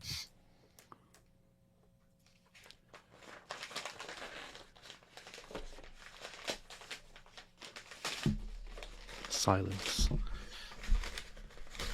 Recitations of the Holy Quran. As you forced my hand, that is, That's not cool, It's dude. public That is not cool at all. information. Public information. You will be found. It is public Full stop. information, but it wasn't intended for Did you. you say you will be found? Did he literally It will say be that? You will found. be. It says it gives the address and then says you will be found. What's he got a You squirrel will- voice for? Like, he's got a punchable voice cord. That's the only thing I discussed with Ijaz before. Be found. Full God, stop. is what you said about Okay. Muta. See how threatening Ariel that just sounds? know I denounced that. Ariel, Ariel just know I denounced that. Ariel, He said what you will be you- found. Do you see how threatening that is? How is that threatening? I pray that God finds you and saves you. Amen. No, you I said want no. you to By the way, you catch that? Gives the address, says you will be found, and then when they say, dude, that you're giving someone's address and saying you will be found, that's a threat. He says, no, I'm saying God will find you and I hope he saves you. They love doing this, you know. This Yeah, I is, know. I'm It's going like to say pathetic. it. I'm sorry, I'm going to say it, but Muslims love doing this. Muslims frequently, many of the Dawa guys, they love doing this kind of stuff. They love to deceptively, act like, oh no, I didn't mean that. I meant this. They just love this kind of stuff because there is no ounce of honesty. Because they don't really care about honesty. Because they're not bound to be honest. They can just do whatever they want. How's the Is that Quran, my David? Hmm? How's the Quran, David? Tastes Oh, good? this is a different one. This is a bigger one, but it tastes different. Like, All right. it's not worse, but it tastes different. It's funny that I actually remember what the other one tastes like. And I'm like, no, this one tastes different. Anyway, weird stuff. Ijaz, you are not. Ijaz. Please. That's not Ijaz, cool. I'm being That is Ijaz. not cool. Come on. Yeah, That's not Ijaz. cool, Ijaz. He's given his date of birth. That is I disgusting. don't like. dude. Listen, Ijaz. You know how much I am very anti-Christian. I mean, I just said all churches in Israel should be destroyed, right? But the thing is, Ijaz, I have to be honest with you. I'm sorry. I can't condone that. I really can't, because then you're Don't low. worry. Because now you are That on is the same level. Disgusting. Disgusting. worry. dude. Anyway, Don't I'm not worry. gonna call you disgusting, This- but like, just don't do that. No, Yassi, I will. Yassi. Hold on, Yassi. Hold on, Ijaz, hold you are a Hold disgusting on. pig. You are a Hold dog, on. dude. You are a pure Hold on. dog. You are a filthy Hold on. dog, dude. It's next. I want Whoa! Reads the full name of his sister and then says she's next. For Islam? That's what he's probably going to say. you to know Wow. something, Ariel. I want you Really? to know something, Ariel. All right. This Okay. kind of behavior, insulting threats, I don't like it. Next. Right. So my sister is next. I If am you were to going He ever to do didn't something to threaten my any of us. sister, Ijaz, I have to I be honest. He guarantee did you, not. guys, I hold guarantee on, you, hold on, you would wake hold up on, in the middle of hold on. next week if Hold you were on, to do hold on. something, Hold or on. if anything were to happen to my Listen to my sister. guys. Can you listen to my words? I pray for you and your sister and your family that God protects you and saves you. Amen. I'm just Bingo. simply You saying, are so much. when You I- unbelievable, dude. You are unbelievable. No, hold on. Let me finish my You are statement. disgusting, dude. Why did you interpret that to be a threat? Is it because I'm brown and a Muslim? You hear that? Yeah, because you put the address and the name of that person out there. Why in the world would you need to do that to invoke Allah? Actually, could you please do that to me? Because I think that'd be incredibly hilarious. Like, you can't dox the information of family when they've rejected you, firstly. Secondly, you've got a very funny voice. So this man threatening me is like a new form of ASMR for me. So hey, Jazz, please do that for me. I'm incredibly just do that. Yeah, so I mean, think about how screwed up this dude is. So he doxes a dude, date of birth, name, location, address, sister, all this stuff, and says, you're next, your sister's next, all this stuff, and then, hey, this is are you saying because I'm brown? I'm just saying I hope Allah saves you. What No, an he was evil just lying scumbag. he was just trying to relay the information about her address to Allah. Mm-hmm. That's what he was trying to do, man. You're not getting it. Mm-hmm. No, Ijaz, Dude, please, I'm brown please, too. please, I don't Ijaz, know please, what I in the world mean, you're don't- talking Yeah, and then he pulls a race card, and he's a dude who called the guy a wetback. Why did you assume it was a threat? Why can't I pray for their safety? because you Dude. kind of read out like his information on a piece. Dude, I'm going to this is not cool. Like, this part I can condone. Ariel is actually not even that bad of a Christian, right? I mean, well, not even that bad of a person. Like the thing is, okay. Do you think there's a to threshold Ariel's for server Christianity roasted to be vegetables, right? doxed? I'm not being funny, but like he's saying he's an all right Christian. What, did you believe that if you reach a certain threshold of critiquing your prophet, you just deserve for your life to be ruined? An awful, disgusting server. But out of all the people there, at least Ariel, or at least Ariel can interact like normal people, unlike people like who scream on the mic every single second, like, and also just doxing, in general, and especially in this situation, I cannot condone it. I'm sorry, I can't, like really, I mean, I don't even, I just can't, I can't. What? This guy's gonna defend him. I'm not citing anyone on this, all right? But I've known Ijaz more If you guys had any longer than. decency, you Hold on, would can you stop shut associating up, with Ijaz. Ariel? May No, I I will say not shut something? up, dude. The Let me say nasally something. voices just Okay, continue. let me What the explain hell? something. Okay, let me give my 2 cents, if I can. Thank you very much. So I've known Ijaz more than 10 years, longer than any of you, right? He knows me, I know him quite well. Okay, we share the same teacher, Dr. Shabir Ali, right? He's doing a bang-up job. He's pulling rank. That's what he's doing. Doing a bang-up job for your students, Shabir. He is no threat to anyone, right? Number one. Number two, he is going through a lot of challenges medically. And You hear this? He's mentally challenged, yeah. Yeah, think. He just doxed the dude, doxed his sister, all this stuff.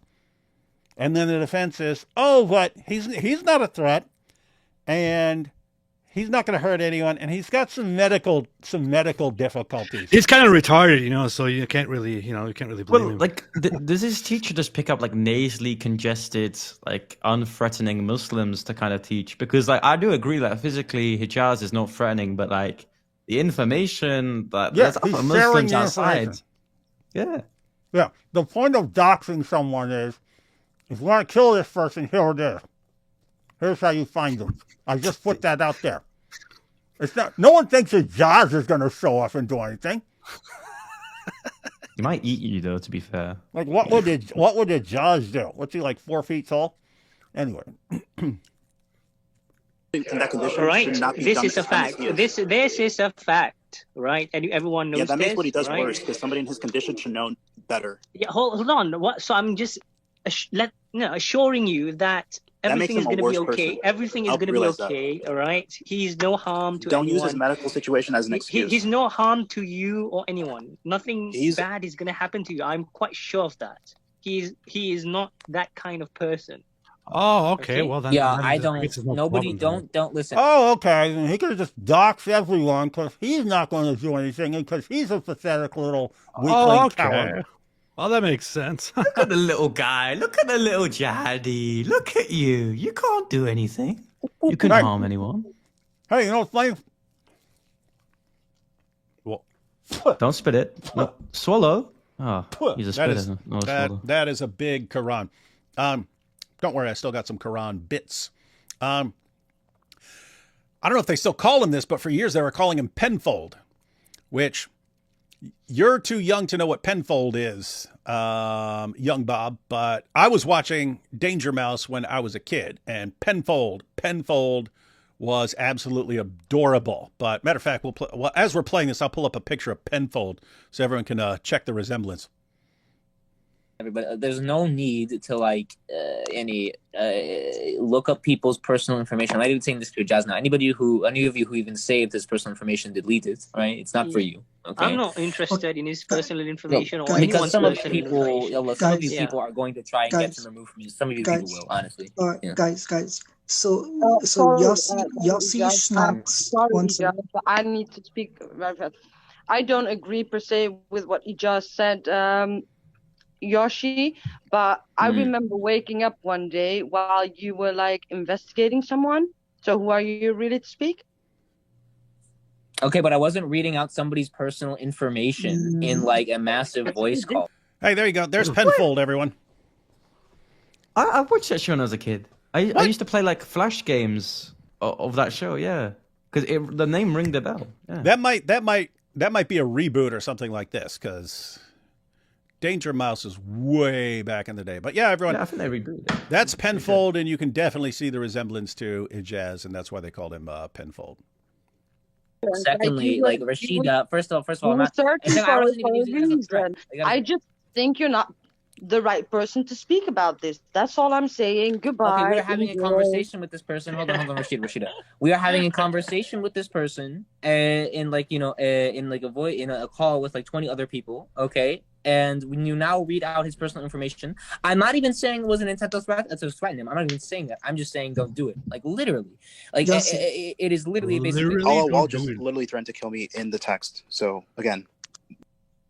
Oh, look at that on the screen. So yeah, the guy says, after Ijaz doxes the dude,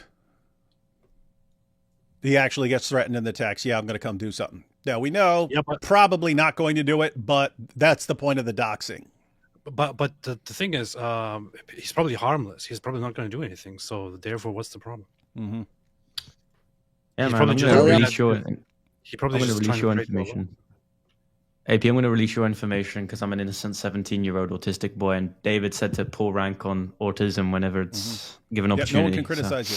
And I bear witness that young Bob, he just doesn't know any better. Mm-hmm, yeah. And young Bob's harmless. AP, you're gonna be scared if young Bob shows up at your house? Of course not. So what are you worrying about him doxing you? Exactly.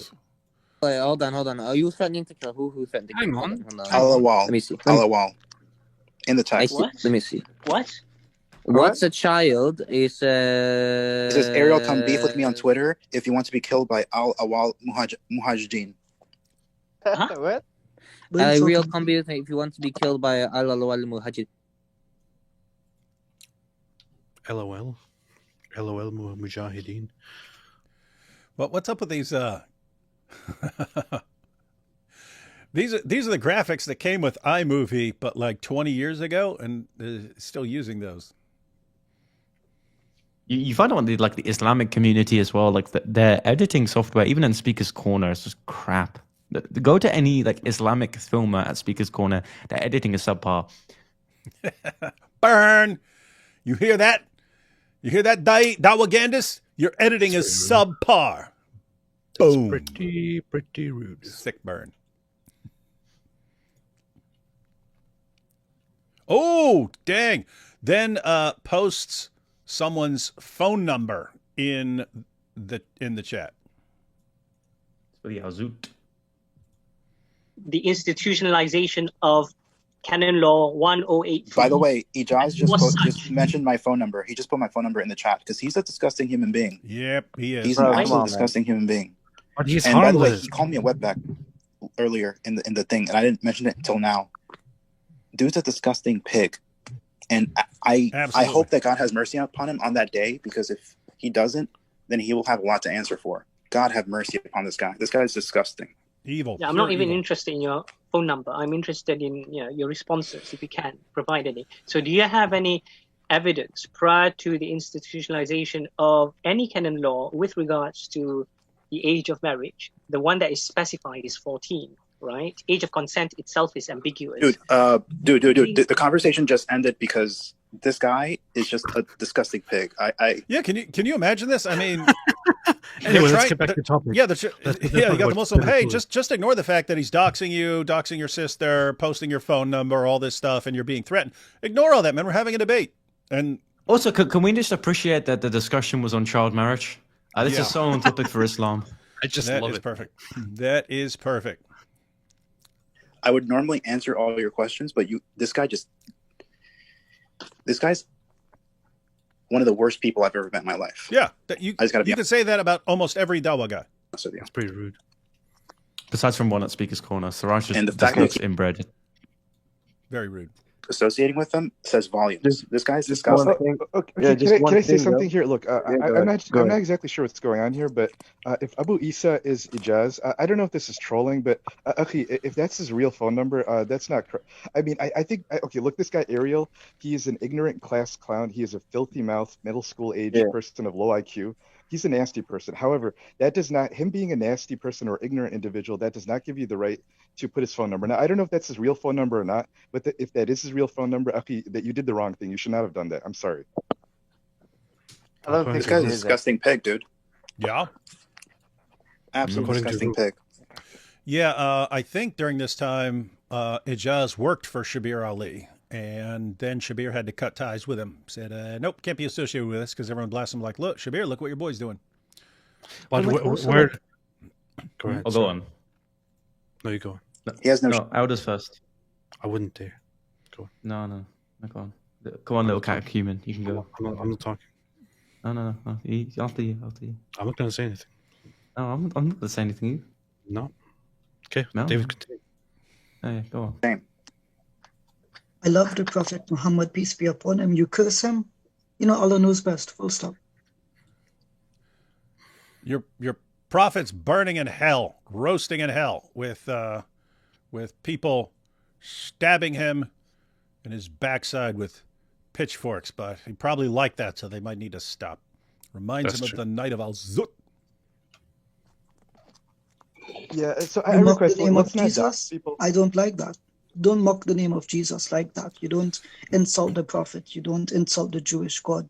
We have rules and civilization here. People who behave like you don't follow them. You're not a decent human being, dude. You are not a decent human being. It's always amazing. Like the worst, there's a problem with Dawah in general. The worst people on the planet, the most vile, evil scumbags, are the ones telling us that we have to do what they say. And here's what you have to do. We don't have to do what you say. Why would you do that? There's no reason to insult me. There's no reason to insult me. Dude, I'm just telling you what you're doing. I'm just describing what you're doing. Behavior, whatever. I am doing what your teacher Sam Shamoon taught me to do. Yeah, so be just, be consistent. You don't like it, stop the house. No, dude, why did you can do you it? confirm? Why'd you do it? Why'd you do it? I'm sorry. Can you confirm? This is not correct. I have to agree with you Hold here. on, Aziz. Hold on, Aziz. You're not helping matters. Look. I don't have a problem. I just want to say something. Look, I don't have a problem if you insist. All right, this goes on for a few more minutes, but this looks like they're. I don't know if there's anything more. What a weird conversation, man. Weird, wild stuff. So that was Ijaz from a few years ago, and people basically heard about Ijaz from that because otherwise people just don't pay any attention to him. I know he goes on people's, I'm not sure which live streams, but I've seen him going on people's live streams before. Dawah Wives. I actually talked to him. The only time I talked to him was on Dawah Wives, and immediately after having a discussion with me, they kicked me early, of course. He just spoke to a Quran only and like casually insinuated that you dox him. So his behavior is consistent. It's just more subtle now. What an evil loser. All right, Bob. So that video again continued for a couple more minutes, but I think we had enough. So why don't you go ahead and tell us anything else about the situation now? I posted on Twitter.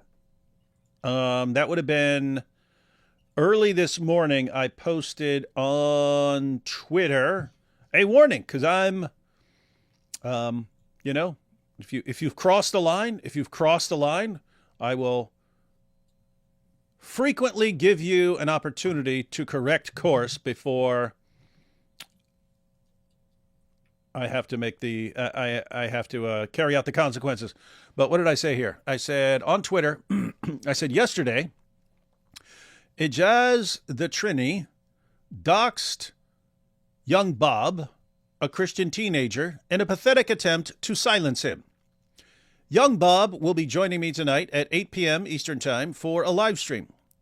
Any fans of Ijaz, all 7 of you, have until the live stream starts to convince Ijaz to take down every single post or reply on his X page that references young Bob in any way.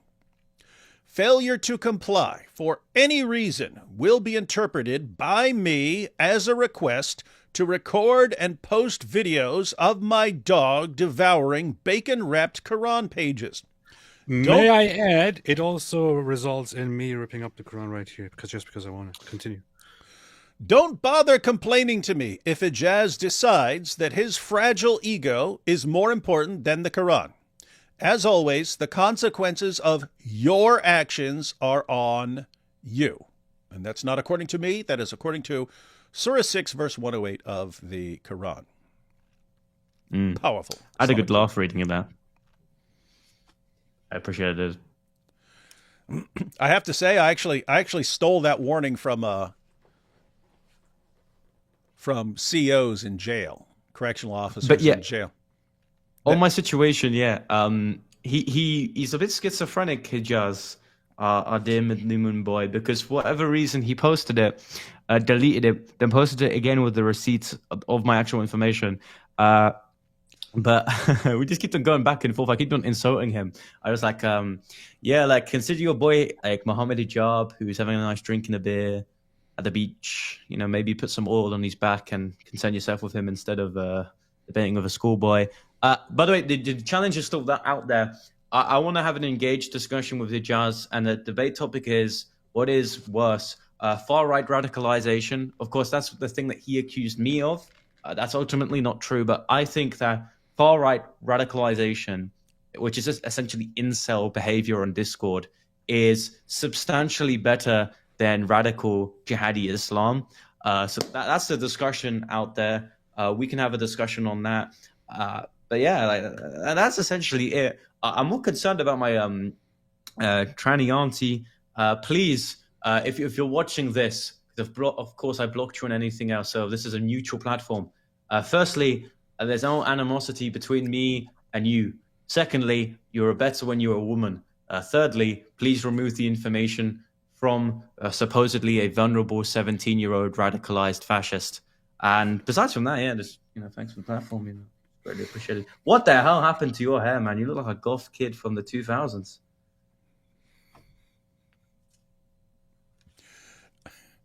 I don't think he heard you because he didn't have his headphones on.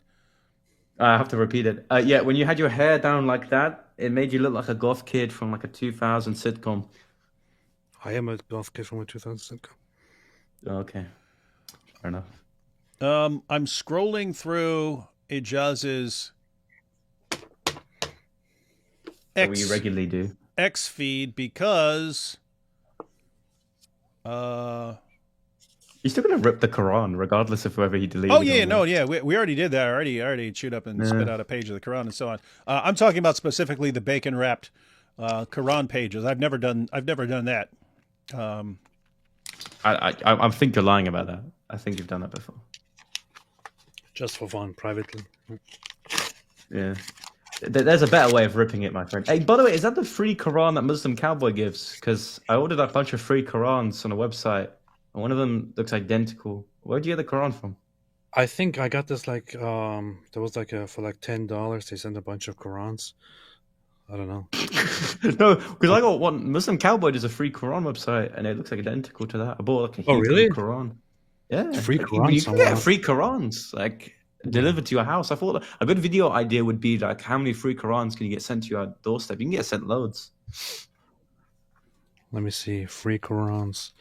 Request for free Qurans. It would be nice if I could get like a whole bunch of free Qurans, like 50 free Qurans, and then I could just use them all for ripping them up. That'd be nice. Yeah, you can go do. I'm not recommending it for the sake of a political career, but I am disclosing that you can get free Qurans out there, man. Yeah. Get your free Qurans today, man. I'm looking for... I think he deleted it because I can't find it anywhere.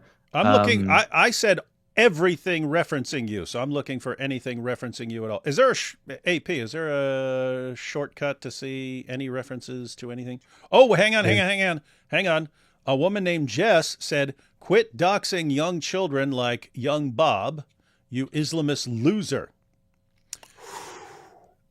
And Ijaz responded, using his name from his YouTube, his doxing, you're calling 17, 18-year-old young child, this is pathetic. You seem deluded and triggered. I win again and again. Thank you for the free engagement. That's enough, Ijaz. That's enough. I said, anything that's referencing young Bob, take it down. Found you responding to someone about young Bob, and therefore, as I said, I am interpreting that as a request to post videos of my dog eating bacon-wrapped Quran pages. I'm heading out in the morning, so I won't have time to do that right now, but Ijaz, be posting a video for you next week. I will make sure everyone knows that it's because you refused to take down your tweets about young Bob, and therefore that you asked for it. You literally requested it. This is what's amazing. It's like, how much do you actually care about the Quran? If I'm saying, here's what I'm going to do. Here's what I'm going to do if you do not take down tweets. And you just, nope, I'm not doing it. I'm checking right now. So here are some of his tweets about young Bob. He is not a child. He emancipated himself from his parents and therefore is no longer a child. He isn't a kid. He ran from me. He's a scam artist trying to rage bait Muslims. He has a learning disability aside from his autism. He may be an embarrassment. Well, thank you. Very flattering. He's obviously not very, very interested in preventing, any harm to the Quran. So. Yeah, all I heard, every word you just said, AP, all I heard was, I want videos of a dog eating bacon-wrapped Quran pages. My name is Ijaz Ahmad, a.k.a. And I want Penfold. a donkey taking a dump on the Quran. And we should arrange that. Get the donkeying the Quran, man. Set that up. We should scam people. Set up a GoFundMe. Anyway, guys. I listen to you all the time. Have to say, whatever else you want to whine about in the future, Ijaz or whatever, can't say I didn't warn you and give you an opportunity to rescue the Quran. But there will be more info in my video. You could have saved the Quran. You could have been the He could have saved the spy Quran. behind He chose not to. All right. Crazy stuff. So yeah, guys, that was Ijaz refused to take down the stuff. He did take down the I think doxing tweet or something like this, but he keeps running his mouth and sharing screenshots and this and that. So all right. Doxing queen. All right. This was your decision. Consequences of your decision, Ijaz. So we'll get to that next week, ladies and gentlemen. In the meantime, let's take the rest of these super chats and then get any final thoughts, and I'll go pack. As a wetback myself, that was funny. I hope you're not saying his racist comments were funny, because it's not. It just makes me want to redraw map borders AP style. Good. AP is the best of map redrawers. That's true. Here you go, young Bob. Ask the young bloke, his name is Young Bob, why do all UK apologists bend over backwards to avoid Rome? It seems they all lean towards apostolic tradition but evade Peter in favor of ortho-broism, despite being Westerners. I mean, it's not something to say that, like, ortho-bro stock is, like, increased. I will admit that for free. I don't know what's with the, like, I don't know why there's no trad Rome culture. It's more towards the American side. But maybe it's just because, well, yes, it is true Westerners were traditionally high church Protestants and Catholics. And because that was the religious state that they were in during the deterioration of the West, but then they kind of relate Catholicism to the fall of the West, in which, of course, that isn't true. That's just a correlation, not the relationship of facts. So unintentionally, they move towards more of an exotic form of Christianity, which is just Eastern Orthodoxy, and happens also to be the one true Catholic and Apostolic Church. Sorry, Dave. I think no matter what people choose, I think they should just be part of the one true Catholic and Apostolic Church. Mm-hmm. You said that on your Twitter, and everyone just accused you of being a Catholic lord. I don't even want to say anything about it because so many people fell for it. But yeah. Here's a limerick. Muhammad Hijab went to court, yet the truth he did try to contort. He screamed and he sang, but just looked like a wang. Now McMuta he cannot afford.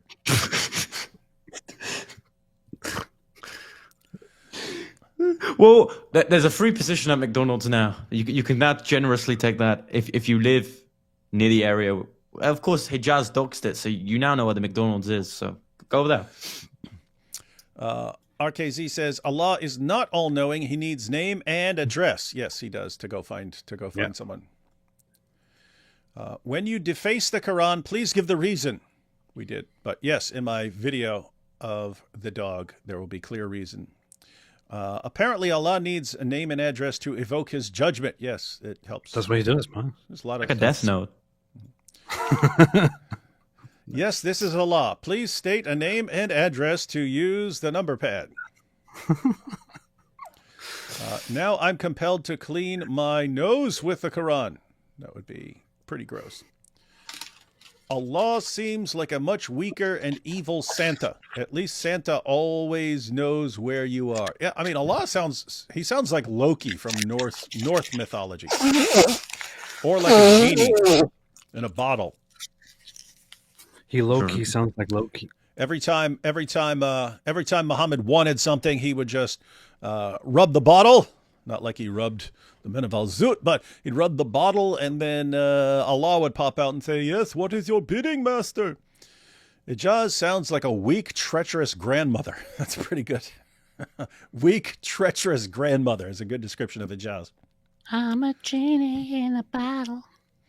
There's a new line of halal supplements for Muslim men that just came out called Al-Zuts, and Muhammad recommends you take them up your keister. What's wrong with people, man?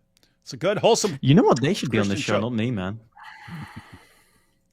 I have 3 Qurans ready here. It may get cold tonight, or I may have an emergency. My stomach feels weird. Don't worry about it. Just drink a bunch of camel pee. Your stomach will be good to go. Hold on a minute. Hold on a minute, young Bob. Your parents kicked you out of your house? Was this linked to the issue I saw on SoCo not too long ago? Sorry, I am lost. Few issues. Well, I've had issues with my discrimination for a while. I mean, quick sub story. I had a Muslim boy beat me up in my college for the content I do at Speaker's Corner a few months ago. And my college kicked me out for like 3 months. And these dancers didn't deduct like the absence when they forcefully kicked me out. And now they're refusing my second year of college. So it's not like discrimination's new. They kind of relate to each other, being the same, that you're just essentially kicking out a 17-year-old for the matter of his beliefs. Careful, Ijaz will use the video to locate you. Please, I want him to come to my house. Please, we'll get him in the gym, bro. We'll sort him out. Muslim is using Al-Zut as an insult in the chat. Muslim was using Al-Zut as an insult? That'd be funny. I will Al-Zut you all. AP, someone said Apis in chat. Rip a page, please. Of course I will. Only for £2.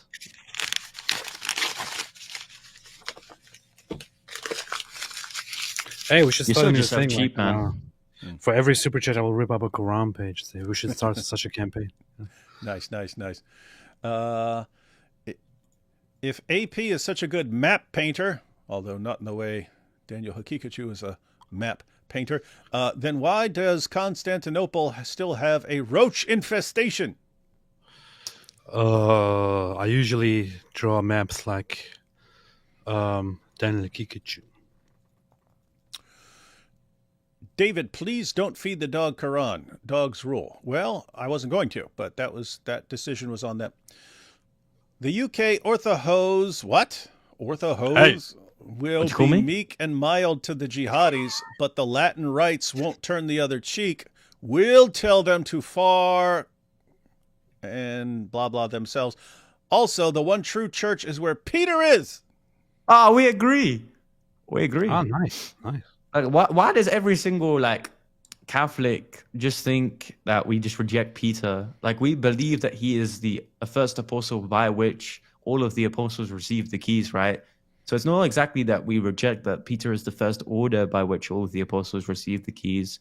We revere Peter with Paul. It's just that we just don't accept some of the ecclesiastical authorities given to him.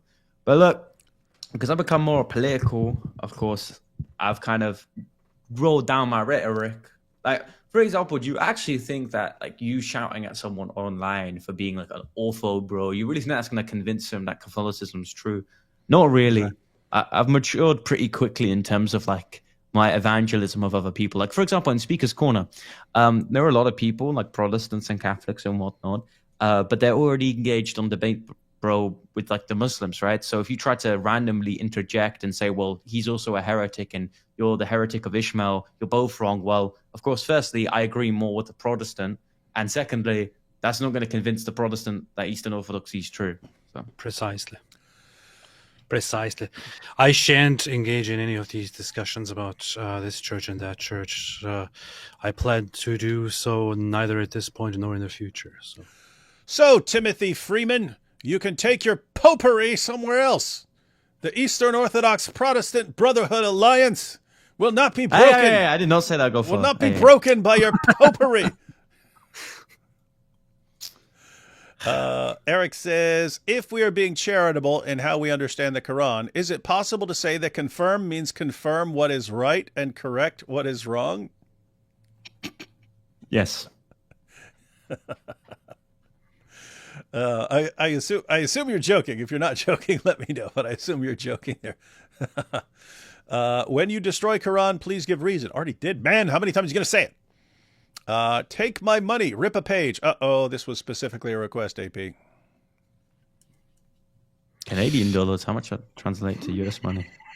Again, charge premiums for ripping a Quran. You're threatening your life with that. I have to make sure that it's only one page, not 2 pages. Request 1 page. Powerful. There we go. What do we have here? God bless you guys. Hey, David, you guys said you'll be in Times Square tomorrow, but where at in Times Square? Me and my mom want to meet everyone. Where at in Times Square? It's like a tiny place, man. When people talk to me in the past about Times Square, I thought, whoa, Times Square sounds like a huge place.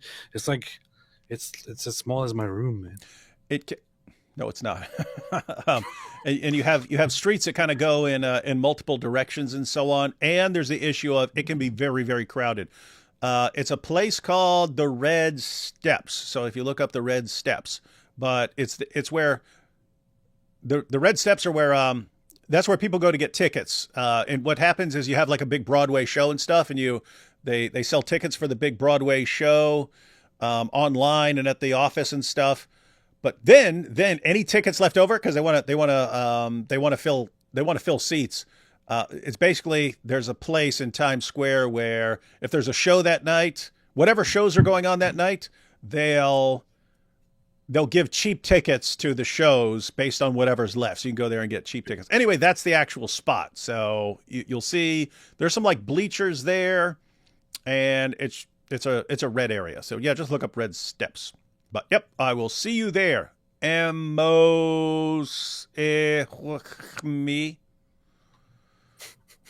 Good to see you. Goat Hub says, hey, Orthodox or Catholic, at least we ain't Oh, sorry, David. Very rude. Very rude. At least we're not Muslim. Alhamdulillah. RKZ Edit says, I knew young Bob was a good guy. Protestant represent. Hey, don't take my compliments to be too far, man. I'm going to have to start taking liberties. Didn't Peter Jibril write that song? Zoot Hammer. Yep, that's a good one. Zoot Hammer. Mo got zooted Ijaz style. Ijaz style. Yellow tsunami of apostasy incoming. This is all true. And Eric says, I was serious. I'm Eastern Orthodox, but how to respond to Muslims? Oh, okay. So you're serious. Can confirm mean basically confirming certain teachings that you agree with, but disconfirming other? No, keep in mind, those claims, that is an argument for us. That's telling us why we should believe in Muhammad. Why should we believe in Muhammad and the Quran? Because Muhammad and the Quran are confirming our scriptures. Now, if what that's really saying is, oh, I'm confirming parts that I agree with, but disconfirming other parts, why would that be impressive to us? Keep in mind, you can always just make an argument out of this for Muslims. Muslims, if I came up to you and I said, hey, I'm a prophet, you want to know why you should believe in me? Because all the parts of your book that I agree with, and the parts I disagree with, I say those are wrong. Can I also just drop in here? Just simply saying, well, because something agrees with a text, therefore it's a historical or preserved notion within a book, doesn't really work, right? So there's going to be, like, for example, the Torah, right? There are going to be passages within the Torah that says God is one. Now, I'm guessing if you go to a historian and say, hey, look, the Quran says that God is one, and it affirms generally the previous scriptures. So this verse within the Torah that says God is also one, is this therefore this automatically historically preserved? No, because of course there's always the open opportunity for someone to just go in and write that passage in. So a general affirmation is dishonest, doesn't work historically. There would be no real motivation to reveal this within the 7th century because, like David said, it's not impressive. And also, like, a general affirmation is like typically when I say something is general, that there is more than one way in which it's true, and there's more than one way in which it's false. And a lot of the Muslims online, when I see, and maybe I'm just going off a tangent here, where they look like compare the Sea of Moses towards the Quran, like it's not general because there's only 2 ways in which it's true. That's not what typically the word general means. Yeah. So, Eric, the first issue would be if you're saying confirm actually means agreeing with parts and disagreeing with other parts or something like that. That would just be a terrible argument. Again, I could use the exact same argument about the Quran. I affirm parts of the Quran that I agree with, disconfirm other parts. What false prophet in history wouldn't use that same argument? So that's one. Then, but really the main issue apart from that is you have to give, if you're just saying, oh, there's this, you don't have this word confirm that's just hanging out there in midair and it's not connected to anything else. And so you just say it means whatever it was. You have to come up with a meaning of confirm that actually makes sense of what the Quran is saying in context. And again, if you're saying just means confirms parts and doesn't confirm other parts, Surah 2 verse 85, that's part of the context. Allah says if you only believe in parts and you reject other parts, he'll send you to hell. So that interpretation is off limits. That whatever he means by confirm, he can't possibly mean I'm confirming parts and disconfirming parts. Why? The Quran says he'll send you to hell for confirming parts and disconfirming other parts. It says he'll send you to hell for doing that. So these guys there's no basis for it. It's completely insane. And they're to the point where this is what they're grasping at. And a definition of a word that makes absolutely no sense in the context. But guess what? If you're going to do that, you can change the meaning of any word. Any word that the Quran could possibly use, you can say, oh, what he really means by that word is this other thing that he doesn't say. It's massive amount of innovation. And Muhammad says they're going to hell for it. Crazy, crazy, crazy, crazy, crazy stuff. Rid says, love your work, David. Used to watch you 10 years ago when I was 15 and broke. Now I'm 25 and still broke. Burger, burger, burger. Let's take all the burgers. I will use that for a burger tomorrow in Times Square. Sung to AC/DC's You Shook Me All Night Long chorus. Oh, zoot. That actually fits. Oh, zoots. Rode my whole night long. We'll have to figure out the mohoho. They really gave it to him. That works. That works, man. You win this battle, Ortho Pro Cho Mose. What the heck? Hey, don't accuse me of ecumenism. I'm purely speaking practically here, my friend. To be honest with you, like I'll say this, like in the way that previously like Orthodox would extremely like separate itself from the world. Well, that's because at the time countries were typically divided by its religion, right? You can very much distinctively look at a Muslim country, Eastern Orthodox country, a Catholic country, and a Protestant country. But now you live in Western societies which kind of promote boiling points, in which case you have to deal with a community that has Muslims, Protestants, Catholics, and Eastern Orthodox. In which case, in a debate, do you want to concern yourself with also debating the Catholic on the filioque course and also the Muslim on completely more severe doctrinal disputes? I know which one I'd prefer. Yeah, but the important part of what Timmy said is that we've won this battle. So we've won this battle. Timothy acknowledges it. He agrees that Catholicism has been defeated by the Eastern Orthodox Protestant Brotherhood Alliance. Which battle? And everyone take note. The Eastern Orthodox Protestant Brotherhood Alliance is undefeated. Which battle? The one you started. Honest question. If heaven is outside our time and space, does that mean you can pray to yourself in heaven to intercede your prayer since it's outside Earth's time and space? Okay, well, do you believe that you're going... Well, I think that, like, within the... I'm going to give a serious answer to your stupid question. Do you actually... Well, firstly, if you're assuming the intercession of prayer, that's just assuming that you believe in some sort of energetic justification, in which then you do not believe that you're always saved. You're in a state of justification now, but you can lose your salvation.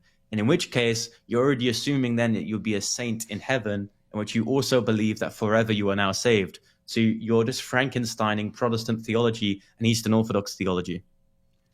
I don't know if one of you want to give a trolley answer to that. That's actually a very, very good explanation. So I'm kind of impressed. Now, I would have just been like, who thinks that you're going to be outside of time when you're in heaven? Like, you have lots of people would say God is outside time or something like that. But if you exist, you're temporal. Like, you as a human being, God raises you and so on. If you exist in a spiritual way, or after you're resurrected and so on, you exist in time. You're created. So anyway, I don't know what everyone else believes about that, but. And finally, Protestants will conquer the world, you see. That's a valid point. I could go to so many places with that. Do you really think Christianity is meant to rule over the world in that way? I don't think so. Yes, we will humiliate the kuffar. It should. All right, guys. I think we'll wrap up now. I'm going to go. I have to dry my laundry and then pack. Well, we just started, man. We just started. Hey, everyone. If you tuned in late, Bob has been expelliatumed from his home, and he's out crushing it, and he's been catching lots of hostility from multiple directions. So there's a link in the description on how you can chip in to support this guy who's he's in a room right now, but it's temporary, and he's officially kind of by the end of homeless. August. By the end of August, I don't know where I'm going. Yeah, he has to. Yeah. By the way, my girlfriend's watching. Probably have to stay with you. So what is it? It's the 14th. So yeah, he's basically got a couple of weeks left of having a spot. So chip in to help out young Bob. He's doing awesome work. Generally, if you see a bunch of people in full panic mode over a 17-year-old, that 17-year-old is doing some important stuff that is freaking people out. So good place to help. All right. Any final thoughts? Bob, you want to share? Young Bob, people know where to find AP and stuff like that, but where do you want to send people? And I can always add the links afterwards. Yeah, so I'm not really active on YouTube, just because you don't expect a lot from a homeless person. But YouTube, Young Bob Studios, or my X is at Young Bob TP UK. I'm youth ambassador for Turning Point UK, so also support Turning Point UK. Of course, we're kind of being outplayed by American cousins. So my ultimate choice is just to steal the US model and kind of become the debate bro master, whatever. So yeah, find me there. You and master debater. Yeah. Mm-hmm. AP, any final thoughts on Ijaz and doxing and so on? I mean, it is very much in within the character of Islamic scumbaggery. So, not sure if there's much to say, and there is not much change expected. This is very much expected to happen, and there doesn't seem to be much pushback from Muslims themselves. But then again, there's also not much pushback when a popular Muslim apologist starts, using methods like having hotel wives and all that. So, what do you expect? What do you expect? What do you expect? This just makes our desire to counter Islam and Islamists even stronger. And by the way, final words will not be words; they will rather be this. Oh no!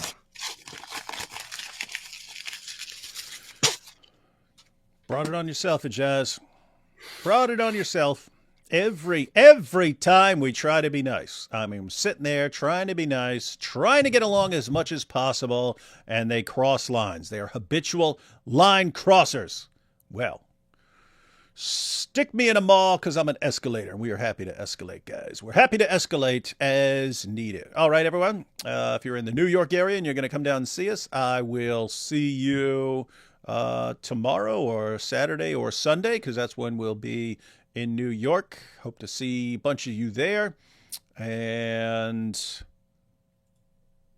I'll be seeing you at Ijaz next week with a powerful video of delicious treats for my dog. All thanks to you. Would not have happened if you hadn't made it happen. But that's your choice. I don't make the rules, I just enforce them. But I make them too. Catch you all later.